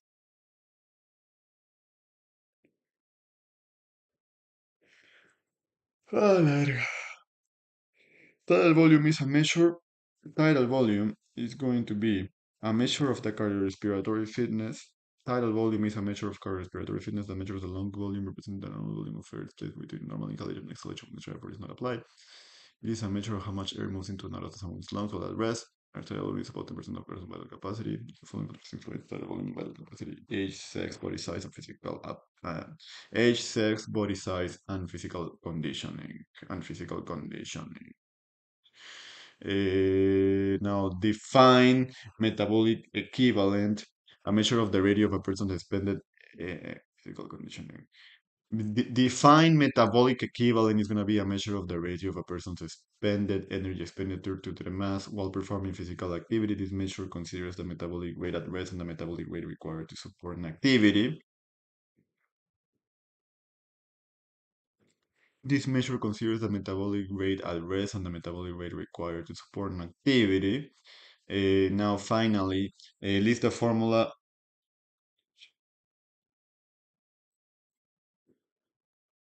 Physical explanation. Define metabolic equivalent is going to be the measure of the ratio of a person's expended energy expenditure to their mass while performing physical activity. This measure considers the metabolic rate at rest and the metabolic rate required to support an activity. The measure of the ratio of a person's expended energy expenditure to their mass while performing physical activity. This measure considers the metabolic rate at rest and the metabolic rate required to support an activity.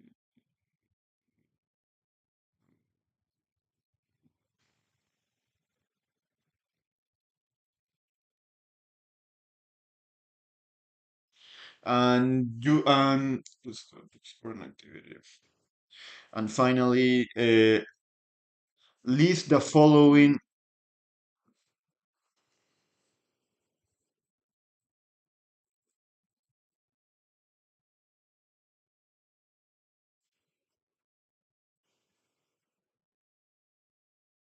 And finally, list the formula used to calculate List the formula used to calculate metabolic equivalent. List the formula used to calculate metabolic equivalent. 1 med is approximate is metabolic equivalent. 1 med is equal to the person's metabolic rate when at rest. 1 med is approximately 3.5 millimeters of oxygen consumed per kilogram of body weight and is calculated as 1 med equal to weight kilograms times 3.5 milliliters. So med is going to be equal to 200 times calories per minute divided by the body weight times 3.5. Med is 200 times calories per minute divided by the body weight times kilograms times 3.5. So fill in the appropriate percentages of the maximum heart rate that correspond with the heart rate zones. So fill in the appropriate percentages. Fill in the appropriate percentages of the maximum heart rate that corresponds to with the heart that corresponds with the heart rate zones. Fill in the appropriate percentages of maximum heart rate that corresponds with the heart rate zones below. In here, you have the zone 1 is 50 to 60% of maximum heart rate, very light activities such as a warm up and a cool down. Zone 2 is going to be 61 to 70% is of maximum heart rate. Light activities such as a slow pace jogging, walking up a flight of stairs, lightweight, low resistance. Now, zone 3 has 71 to 80% max HR, moderate activity that increases aerobic endurance, such as moderate jogging, cycling, or rowing, moderate activity that increases aerobic endurance, such as moderate jogging, cycling, or rowing, moderate activity that increases aerobic endurance, such as moderate jogging, cycling or rowing, moderate jogging, cycling or rowing, and finally, some 481 to 90%. Some 481 to 90% max HR, hard and aerobic activities such as high rep ball slams, boxing, or heavyweight lifting, or heavyweight lifting. 91, some 5, 91 to 100% maximum sharp, extremely hard maximum exertion activities such as sprinting, all out effort. Some 5 is going to be 91 to 100% max sharp. It's going to be extreme hard maximum exertion activities such as sprinting, all out effort. Extreme hard maximum exertion activities such as sprinting, is going to be an all out effort, such as sprinting. It's going to be an all out effort, an all out effort, an all out effort. Yeah. Explain the physiological adaptations that can occur with respiratory training. Explain the physiological adaptations that can occur with respiratory training.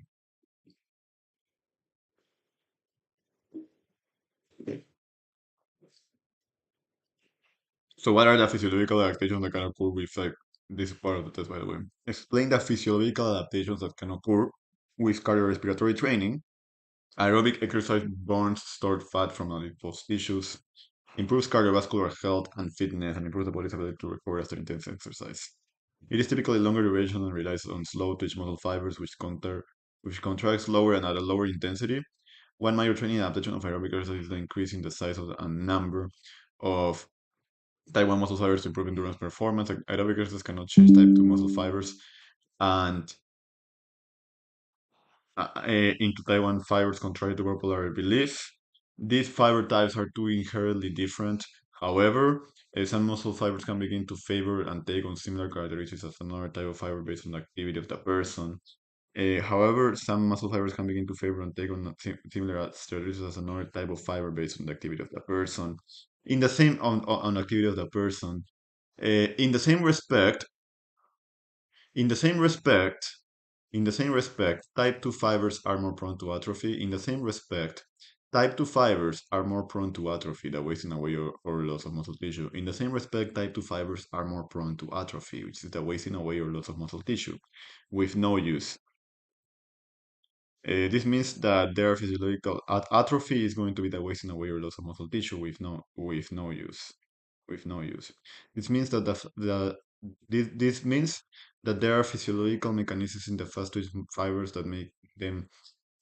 This means this means there are this means there are physiological mechanisms in the fast twitch fibers that make them more likely to degenerate than the more rarely activated type 1 fibers. This means that there are physiological mechanisms in the fast twitch fibers that make them more likely to degenerate than the more readily activated type 1 fibers. This means that there are physiological mechanisms in the fast twitch fibers that make them more likely to degenerate than the more readily activated type 1 fibers. It means that there are physiological mechanisms in the fast twitch fibers that make them more likely to degenerate than the more readily activated type 1 fibers.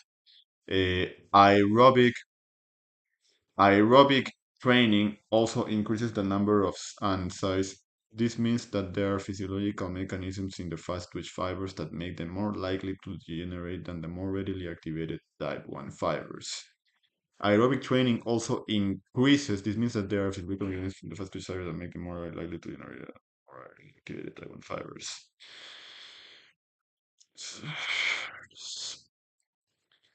Aerobic training also increases the number and size of blood vessels because of the need for higher levels of oxygen. Capillary networks surrounding the muscle fibers in a process called capillary networks surrounding the muscle fibers in a process called angiogenesis. In a process called angiogenesis, increased amounts of nutrients and oxygen supply in the muscle with fuel. Increased amounts of nutrients and oxygen supply in the muscles, increased amounts of nutrients and oxygen supplies the muscle with fuel and waste is removed faster. This in turn supports muscular endurance, resistance to fatigue, and recovery. Aerobic exercise also triggers important metabolic changes in muscle tissue, including an increase in mitochondria and myoglobin. Mitochondria are necessary for energy production, and myoglobin stores the oxygen needed for that process. These changes improve aerobic capacity, a measure of the body of the ability of the heart and lungs to aerobic capacity, which is a measure of the ability of the heart and lungs to get oxygen to the muscles. Many of these adaptations contribute to the body's increased ability to store muscle glycogen and use fat for energy with aerobic training as well. Since fatty acids are a more efficient source of, of adenosine triphosphate, assuming adequate nutrition, the body will increase its ability to release fatty acids into the bloodstream during aerobic exercise. Since fatty acids are a more efficient source of ATP, assuming adequate nutrition, the body will increase its ability to release fatty acids into the bloodstream during uh, during aerobic exercise. During aerobic exercise. And circuit training is going to be the body training that combines endurance, resistance, high intensity interval, and aerobic training. Includes strength training and cardiovascular training.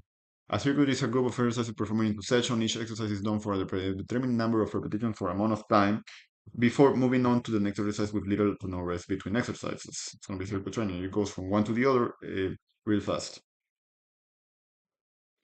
So circuit training is going to be body training that combines endurance, resistance, high intensity interval, and aerobic training. It includes strength training and cardiovascular training. A circuit is a group of exercises performed in succession. Each exercise is done for a predetermined number of repetitions or amount of time before moving on to the next exercise with uh, little to no rest between exercises. To, before moving on to the next exercise with little to no rest between exercises. Before moving on to the next exercise, to the next exercise, to the next exercise with little to no rest between exercises. With little to no rest between exercises. Right. Circuit training is going to be body training that combines endurance, resistance. Body training is circuit training is going to be body training. Circuit training is body training that combines endurance, resistance, high intensity interval, and aerobic training. Includes strength training and cardiovascular training. A circuit is body training that it combines endurance. Circuit training is a body training that combines endurance, resistance, high intensity interval, and aerobic training. Includes strength training and cardiovascular training. A circuit is a group of exercises performed in succession. Uh, each exercise is done for a predetermined number of repetitions or amount of time, or, or or amounts of time before moving on to the next exercise with little to no rest between exercises. Between exercises. Between exercises. Idiot. Now fill in the following energy system table. Fill in the following energy systems table. This goes back to chapter 6, energy and metabolism. Energy system is going to be fill in the following energy systems tables. Fill in the following energy systems table. And here you have ATP-CP energy system, which is 0 to with last 0 to 10 seconds, which includes resistance training, less than 200 meter sprints, and plyometrics and ballistics. Resistance trainings are typical activities. Resistance training, 200-meter sprints, less than 200-meter sprints, and plyometrics and ballistics. And they typically require for full recovery is going to be 3 to 5 minutes. Typically requiring for full recovery, 3 to 5 minutes of is what typically requires for full recovery for this one. Typically required for full recovery is going to be 3 to 5 minutes. 3 to 5 minutes. And glycolytics for 10 to 120 seconds. Typical activities going to be the main sports like badminton, soccer, or football, gymnastics, hockey, and 100 to 400 meter sprints. They typically last from 20 to 60 minutes. Typically required, time required for full recovery is going to be 20 to 60 minutes. Badminton, soccer, gymnastics, hockey, 100 to 100 meter sprints. Time required for full recovery is going to be 20 to 60 minutes is going to be the time required for full recovery for glycolytic exercises. And the aerobic energy system, which is going to be dominant for 2 minutes and longer, it's going to be the typical activities are going to be the long distance running. Typical activities are going to be long distance running, swimming, rowing, and cycling. Long distance running, swimming, rowing, and cycling. And the typical time required for full recovery is going to be 24 to 72 hours. It's going to be for aerobic, 2 minutes and longer. Long distance running, swimming, rowing, and cycling. Uh, the typical time required for recovery is going to be 24 to 72 hours after doing it. Swimming, rowing, and cycling, after doing it and high intensity, you have 24 to 72 hours is a typical time for recovery. 24 to 72 hours is going to be the typical time for recovery. It's going to be the typical time for recovery. Yeah.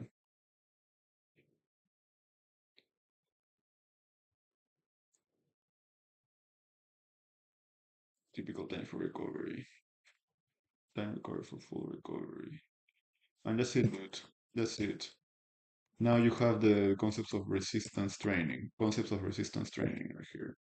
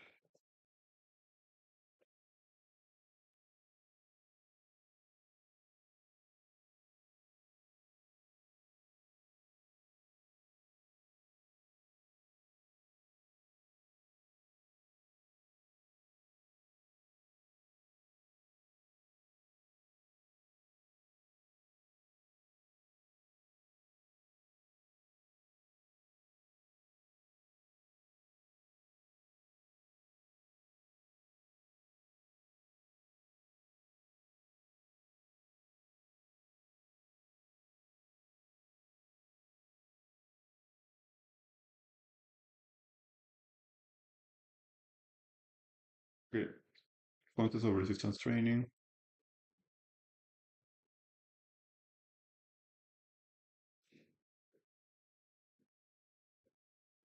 But first I'm going to see like the quiz here. Okay, 10 to 30 seconds. Concepts of cardiovascular exercise. The concepts of cardiovascular exercise. Cardio training system. High intensity interval training is going to be a form of interval training. Maximum intensity greater than 80% max effort. Cycles repeated for the desired number of rounds. The cycles are repeated for the desirable number of rounds. The benefits is going to be a VO2 max, a metabolic rate, a short-term calorie expenditure, and lung capacity. It challenges the heart and the lungs. So the high intensity interval training is a form of interval training, maximum intensity greater than 80% max effort, cycles repeated for the desirable number of rounds. Benefits is going to be a VO2 max, metabolic rate, short-term calorie expenditure, and lung capacity. The challenges and lung capacity. It challenges the heart and the lungs. High intensity interval training is a form of interval training at maximum intensity, greater than 80% max effort. Cycles repeated for the desirable number of rounds. Cycles are repeated for the desirable number of rounds. The benefits is going to be a VO2 max, metabolic rate, short-term calorie expenditure, and lung capacity. It challenges and lung capacity. It challenges the heart and the lungs. It challenges the heart and the lungs. A fartlek training is going to be running intervals into long distance running. Intervals can be time based or random intervals. Starts with light jog and sprint onto the next corner. Executed outdoors or indoors. Benefits engaging and fun. Challenges all free energy systems and uses type 1 and 2 muscle fibers as running intensity varies. It's going to be fartlek training. Goes from short intensity to long intensity. Running intervals into long distance running. Intervals can be time based or random intervals. Start with a light jog and sprint onto the next corner. Executed outdoors and indoors. The benefits is going to be that it's engaging and fun. It challenges all free energy systems. The benefits is that it is engaging and fun. It challenges all free energy systems and uses type 1 and 2 muscle fibers as running intensity varies. Challenges all free energy systems and uses type 1 and 2 muscle fibers as running intensity varies. Uses type 1 and 2 muscle fibers as running intensity varies. Now, the steady state training, endurance phase, and can be done for extended periods. It's going to be steady state training. It's going to be endurance phase. In steady state training, it's going to be endurance phase. A steady state training A steady state training is going to be endurance phase and can be done for extended periods. Steady state training is going to be endurance phase and can be done for extended periods. Moderate effort and pace that can be maintained. Benefits is going to be improves muscular endurance, type 1 fibers, improves cardiorespiratory efficiency, and promotes the utilization of stored fat for cellular energy when intensity is moderate. A steady state training is going to be a steady state training, endurance phase, and can be done for extended periods. A moderate effort and pace that can be maintained. Benefits is going to be it improves muscular endurance, which is going to be type 1 fibers, improves cardiorespiratory efficiency, and promotes the utilization of stored fat for cellular energy when the intensity is moderate. That's going to be steady state training, endurance phase, and can be done for extended periods. Moderate effort and phase that can be maintained. Benefits going to be improves muscular endurance, type 1 fibers, improves cardiorespiratory efficiency, and promotes the utilization of stored fat for cellular energy when the intensity is moderate. For cellular energy when the intensity for cellular energy when the intensity is moderate. It's going to be steady state training, endurance phase, and it can be done for extended periods, moderate effort and phase that can be maintained. Benefits is going to be that it improves muscular endurance, the type 1 fibers, improves cardiorespiratory efficiency, and promotes the utilization of stored fat for cellular energy when the intensity is moderate. Now, the circuit training is going to be style of training that uses a series of stations or exercises done one after the other with minimum rest in between. Lasts 20 to 60 minutes, low resistance with higher repetition. With higher repetitions, the benefit is going to be increases strength. It increases strength, short-term calorie expenditure, and improves cardiorespiratory function. The benefit is that it increases strength, increases short-term calorie expenditure, and improves cardiorespiratory function. Going to be the benefits. It increases strength, short-term calorie expenditure, increases strength, short-term calorie expenditure, and improves cardiorespiratory function. It's going to be the benefits. It increases strength, it increases strength, short-term calorie expenditure, and improves cardiorespiratory function. And cross training is going to be training sports or activities outside of the norm. Cross training is going to be a training in sports. Cross training is going to be training in sports or activities outside of the norms. Improves overall physical and athletic performance and challenges the body in a new and different way. Can generate adaptations faster. That's going to be cross training. Training in sports or activities outside of the norm. It's going to be cross training in sports or activities outside of the norm. Training in sports or activities outside of the norm improves overall physical and athletic performance and challenges the body in a new or different way. and challenges the body in a new or different way. In a new or different way. Or different way. Culinary adaptations faster. It's going to be cross-training, training in sports or activities outside of the norm, improve overall physical and athletic performance, and challenge the body in a new or different way. Overall physical and athletic performance, and challenge the body in a new or different way.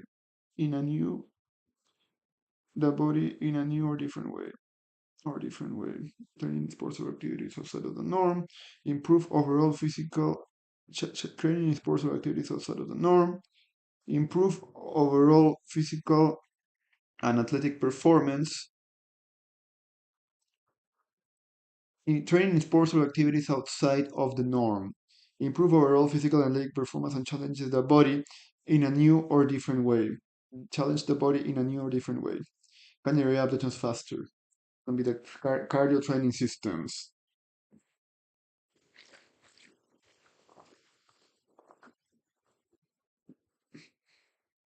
Cardio training systems, high intensity interval training, form of interval training, maximum intensity greater than 80% max effort, cycles repeated for a reasonable number of rounds.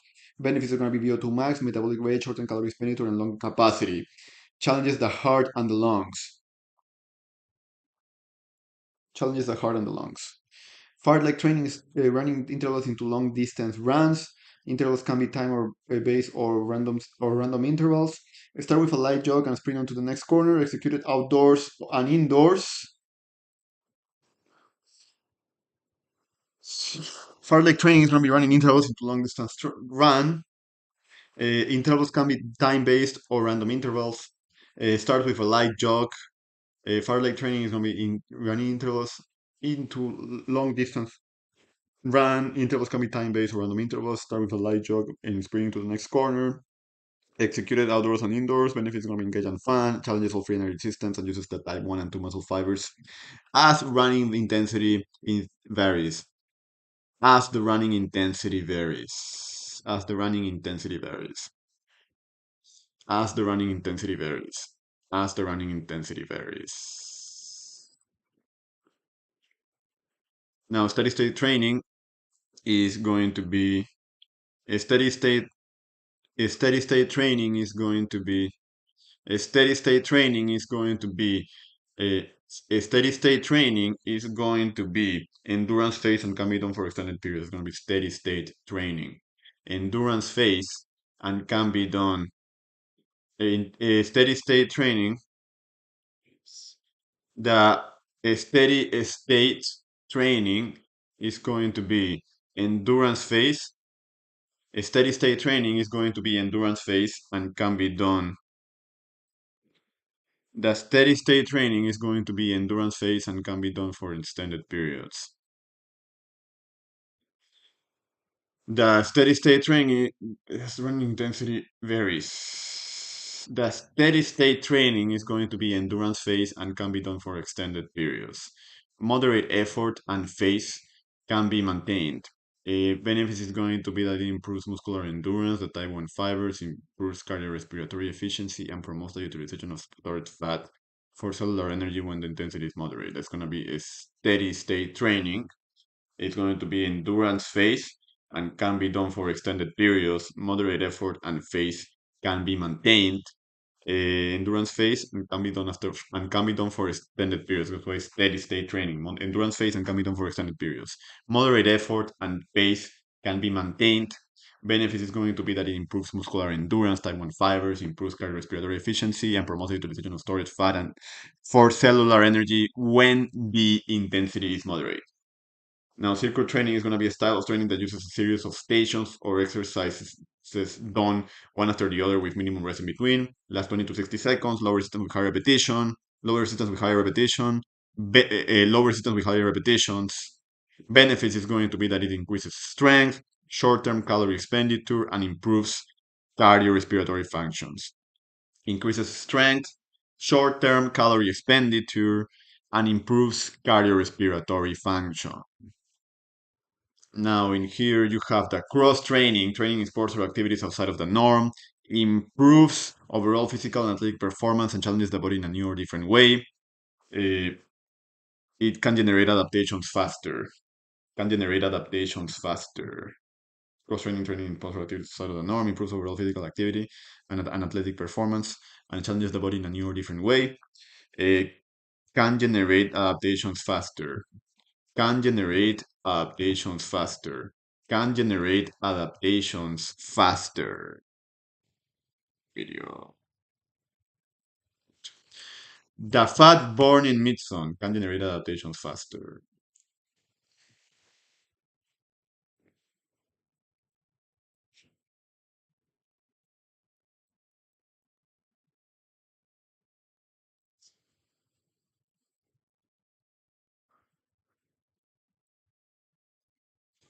Adaptation or different way. Can generate adaptations faster. Period. The can generate adaptations faster. The fat born in mid-zone can generate adaptations faster. A period. The fat born in mid-zone. The fat born in sun mid. The can you read adaptations faster? The fat born in sun mid, losing weight as a level of intensity. Low intensity burn fat and avoid hard work. Misleading because an individual needs to burn more calories than they consume. To lose weight, high intensity activities use much less fat source as fuel. Uh, High intensity activities use much less fat as a source of fuel. 70% of calories burned come from fat. 70% of the calories burned come from fat. High intensity activities use much less fat as a source of fuel. As a source of fuel. 70% of calories burned come from fat. 50% of calories 50% of calories from fat. 50% of the calories from fat. High intensity burn more calories from fat and overall calories. High intensity burn more calories from fat than overall calories. Come from fat. 50% of calories from fat. High intensity burned more calories from fat and overall calories. High intensity burned more calories from fat and overall calories. Goal for weight loss 50% of calories from fat. High intensity burn more calories from fat and overall calories. Goal, it is going to be the goal for weight loss from fat and overall calories. It's going to be the goal for weight loss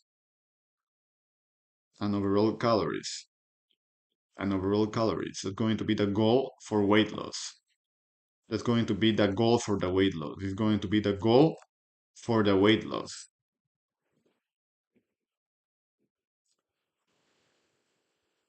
Then overall calories. The goal for weight loss.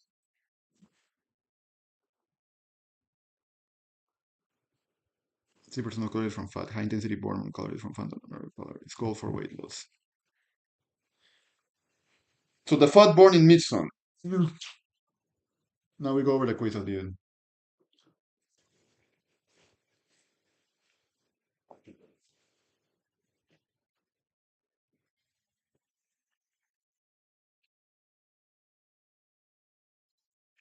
The fat burn in mid-zone. The fat burn in sun mid, losing weight as a level of intensity. Low intensity, burn fat and avoid hard work. The fat burn in sun mid, losing weight as a level of intensity. Low intensity, burn fat and avoid hard work. Misleading because an individual needs to burn more calories than they consume to lose weight. High intensity activities use much less fat as a source of fuel. 70% of calories burned come from fat, 50% of calories from fat. High intensity burn more calories from fat and overall calories. And overall calories. Goals and overall calories, which is going to be the goal for weight loss. Is going to be the goal. It's going to be the goal for weight loss. It's going to be the goal for weight loss to burn more calories. Goal for weight loss and overall calories, which is going to be the goal for weight loss. For weight loss. Goal for weight loss. Which of the following is a known benefit of cardiorespiratory training? The following that is a known benefit of cardiorespiratory training is going to be that it improves sleep. Cardiorespiratory training improves sleep. Which acute training variables are included in the FIT principle as it relates to cardiorespiratory training is going to be frequency, intensity, time, and type. What is a metabolic equivalent? The measure of the ratio of a person's energy expenditure to the mass during physical activity. That is a metabolic equivalent.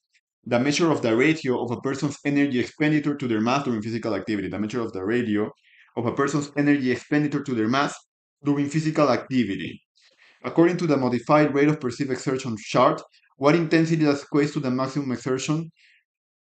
What intensity equates to the maximum exertion during a cardiorespiratory exercise? For the modified rate of perceived exertion, what intensity equates to the maximum exertion during cardiorespiratory exercise is going to be a rate of perceived exertion of 10. During cardiorespiratory training, how can speed be modified to increase training intensity? Increase speed. During cardiorespiratory training, how can speed be modified to increase training intensity? To increase training intensity, you need to increase the speed. What vital capacity reading is considered low and a potential symptom of a cardiorespiratory problem? So, what vital capacity reading is considered low and a potential symptom of a respiratory problem below 3,000 milliliters? So, low vital capacity reading that is considered a potential symptom of a respiratory problem is going to be below 3,000 milliliters. What vital capacity reading is considered low and a potential symptom of a respiratory problem is going to be below 3,000 milliliters. Which of the following activity has a met value between 3 and 6? So a metabolic rate equivalent value. So which of the following activities has a metabolic equivalent value between 3 and 6? A metabolic equivalent rate value of between a metabolic equivalent value between 3 and 6 is going to be brisk walk from 3.5 to 4 miles. A metabolic equivalent test value between 3 and 6 is going to be brisk walking, which is going to be between 3.5 to 4 miles. What does 1 mF equal to? A person's metabolic rate when at rest. 1 MET equals to a person's metabolic rate while at rest. 1 MET is equal to a person's metabolic rate when at rest. What other cardiorespiratory efficiency measure can be estimated by the ventilatory threshold? What other cardiorespiratory efficiency measure can be estimated by the ventilatory threshold? What other cardiorespiratory efficiency measure can be estimated by the ventilatory threshold is going to be the lactate threshold. Another cardiorespiratory efficiency measure that can be estimated by the ventilatory threshold is going to be the lactate threshold.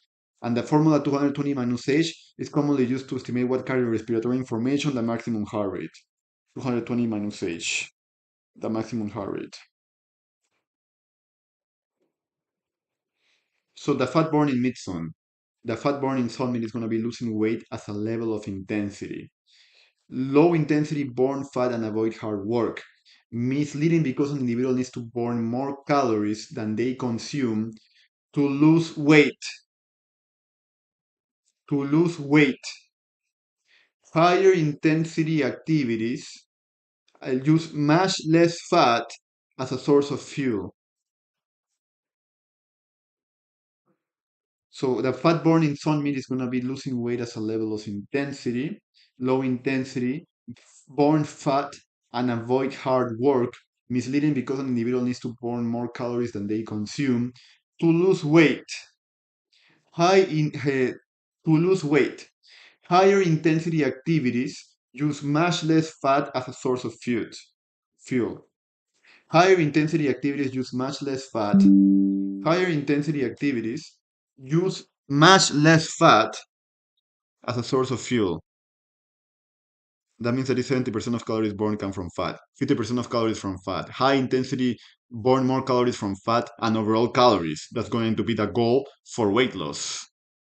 Which of the following is a known benefit of cardiorespiratory training is going to be to improve sleep. Which of the following is a known benefit which of the following is a known benefit of cardiorespiratory training is going to be an improved sleep. Which acute training variables are included in the FIT principle as it relates to cardiorespiratory training? They're going to be frequency, intensity, time, and type. What is a metabolic equivalent? A metabolic equivalent is going to be the measure of the ratio of a person's energy expenditure to their mass during physical activity. That's going to be the metabolic equivalent. What is a metabolic equivalent? It's going to be the measure of the ratio of a person's energy expenditure to their mass during physical activity. That's going to be a metabolic equivalent, a measure of the ratio of a person's energy expenditure to their mass during physical activity, the measure of the ratio of a person's energy expenditure to their mass during physical activity. According to the modified rate of perceived exertion chart, where intensity equals to the maximum exertion during the cardiorespiratory exercise is going to be a rate of perceived exertion of 10. A rate of perceived exertion of 10. Now, during cardiorespiratory training, how can speed be modified to increase training intensity? During cardiorespiratory training, how can speed be modified to increase training intensity? You need to increase the speed to increase the training intensity during cardiorespiratory training. How can speed be modified to increase training intensity? You need to increase the speed. Increase the speed. What vital capacity reading is considered low and a potential symptom of the respiratory problem? What vital capacity reading is considered low and a potential symptom of a respiratory problem? It's going to be below 3,000 milligrams. Below 3,000 milliliters is going to be a reading that is considered low and a potential symptom of a respiratory problem. Below 3,000 milliliters. Which of the following activities has a MET value between 3 and 6? Which of the following activities has a metabolic equivalent test value between 3 and 6? The following activities that has a metabolic equivalent test value between 3 and 6 is going to be brisk walk. Uh, which of the following activities has a metabolic equivalent test value between 3 and 6 is going to be brisk walk. Brisk walk, which goes from 3.5 to 4 miles per hour. Brisk walk, which goes from 3.5 to 4 miles per hour. What does one metabolic equivalent is equivalent to? What does one met equal to a person's metabolic rate when at rest? One met is a person's metabolic rate when at rest. One met is a person's metabolic rate when at rest. When at rest. One met is a person's metabolic rate when at rest. Now, what other cardiorespiratory efficiency measure can be estimated by the ventilatory threshold? Is going to be the lactate threshold. What other cardiorespiratory efficiency measure can be estimated by the ventilatory threshold, the lactate threshold? What other cardiorespiratory efficiency measure can be estimated by the ventilatory threshold is going to be the lactate threshold. That's the other cardiorespiratory efficiency measure that can be estimated by the ventilatory threshold. It's going to be the lactate threshold. The other cardiorespiratory efficiency measure that can be estimated by the ventilatory threshold is going to be the lactate threshold. The lactate threshold. And finally, the formula 2000, the lactate threshold. The formula 220 minus H is commonly used to estimate what cardiorespiratory information. The formula 220 minus H is commonly used to estimate what cardiorespiratory information. The formula 220 minus H is commonly used to estimate what cardiorespiratory information, maximum heart rate, HR max 220 minus H. The formula 220 minus H is commonly used to estimate what cardiorespiratory information is going to be the maximum heart rate, which is going to be the heart rate max 220 minus H. 220 minus H. That's it for today, bro. We just went over the concepts of flexibility training and the concepts of cardiovascular training. In here, I just want to take a look. You remember that tidal volume is 10% of the vital capacity. Remember that. Tidal volume is 10% of the vital capacity.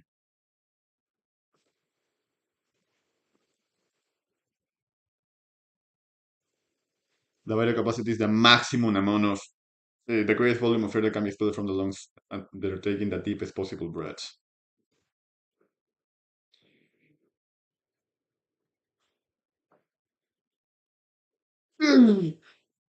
Present of cancer. Time duration type. The maximum, the deepest possible breath is going to be the vital capacity, and tidal volume is going to be the measure.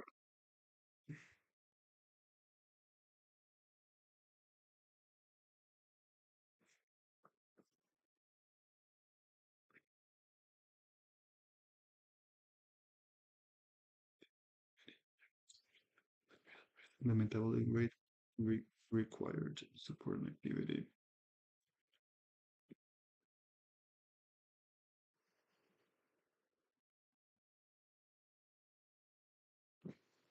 So that's going to be the metabolic equivalent. Yeah, aerobic circuit training. And here you have the energy tables, am I right? And now you have the concepts of resistance training. The concepts of resistance training is going to be the next one. the concepts of resistance training.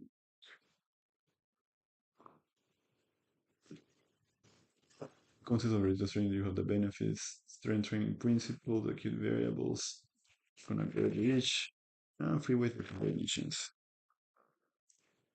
Starting strength, relative strength, maximum strength, power, and speed strength. It's going to be resistance training. And then you go over exercise selection and technique. So you're going to go over chapters 12 and 13, most likely tomorrow. Okay, guys, thank you so much for watching, and I'll see you guys in another video. Peace out.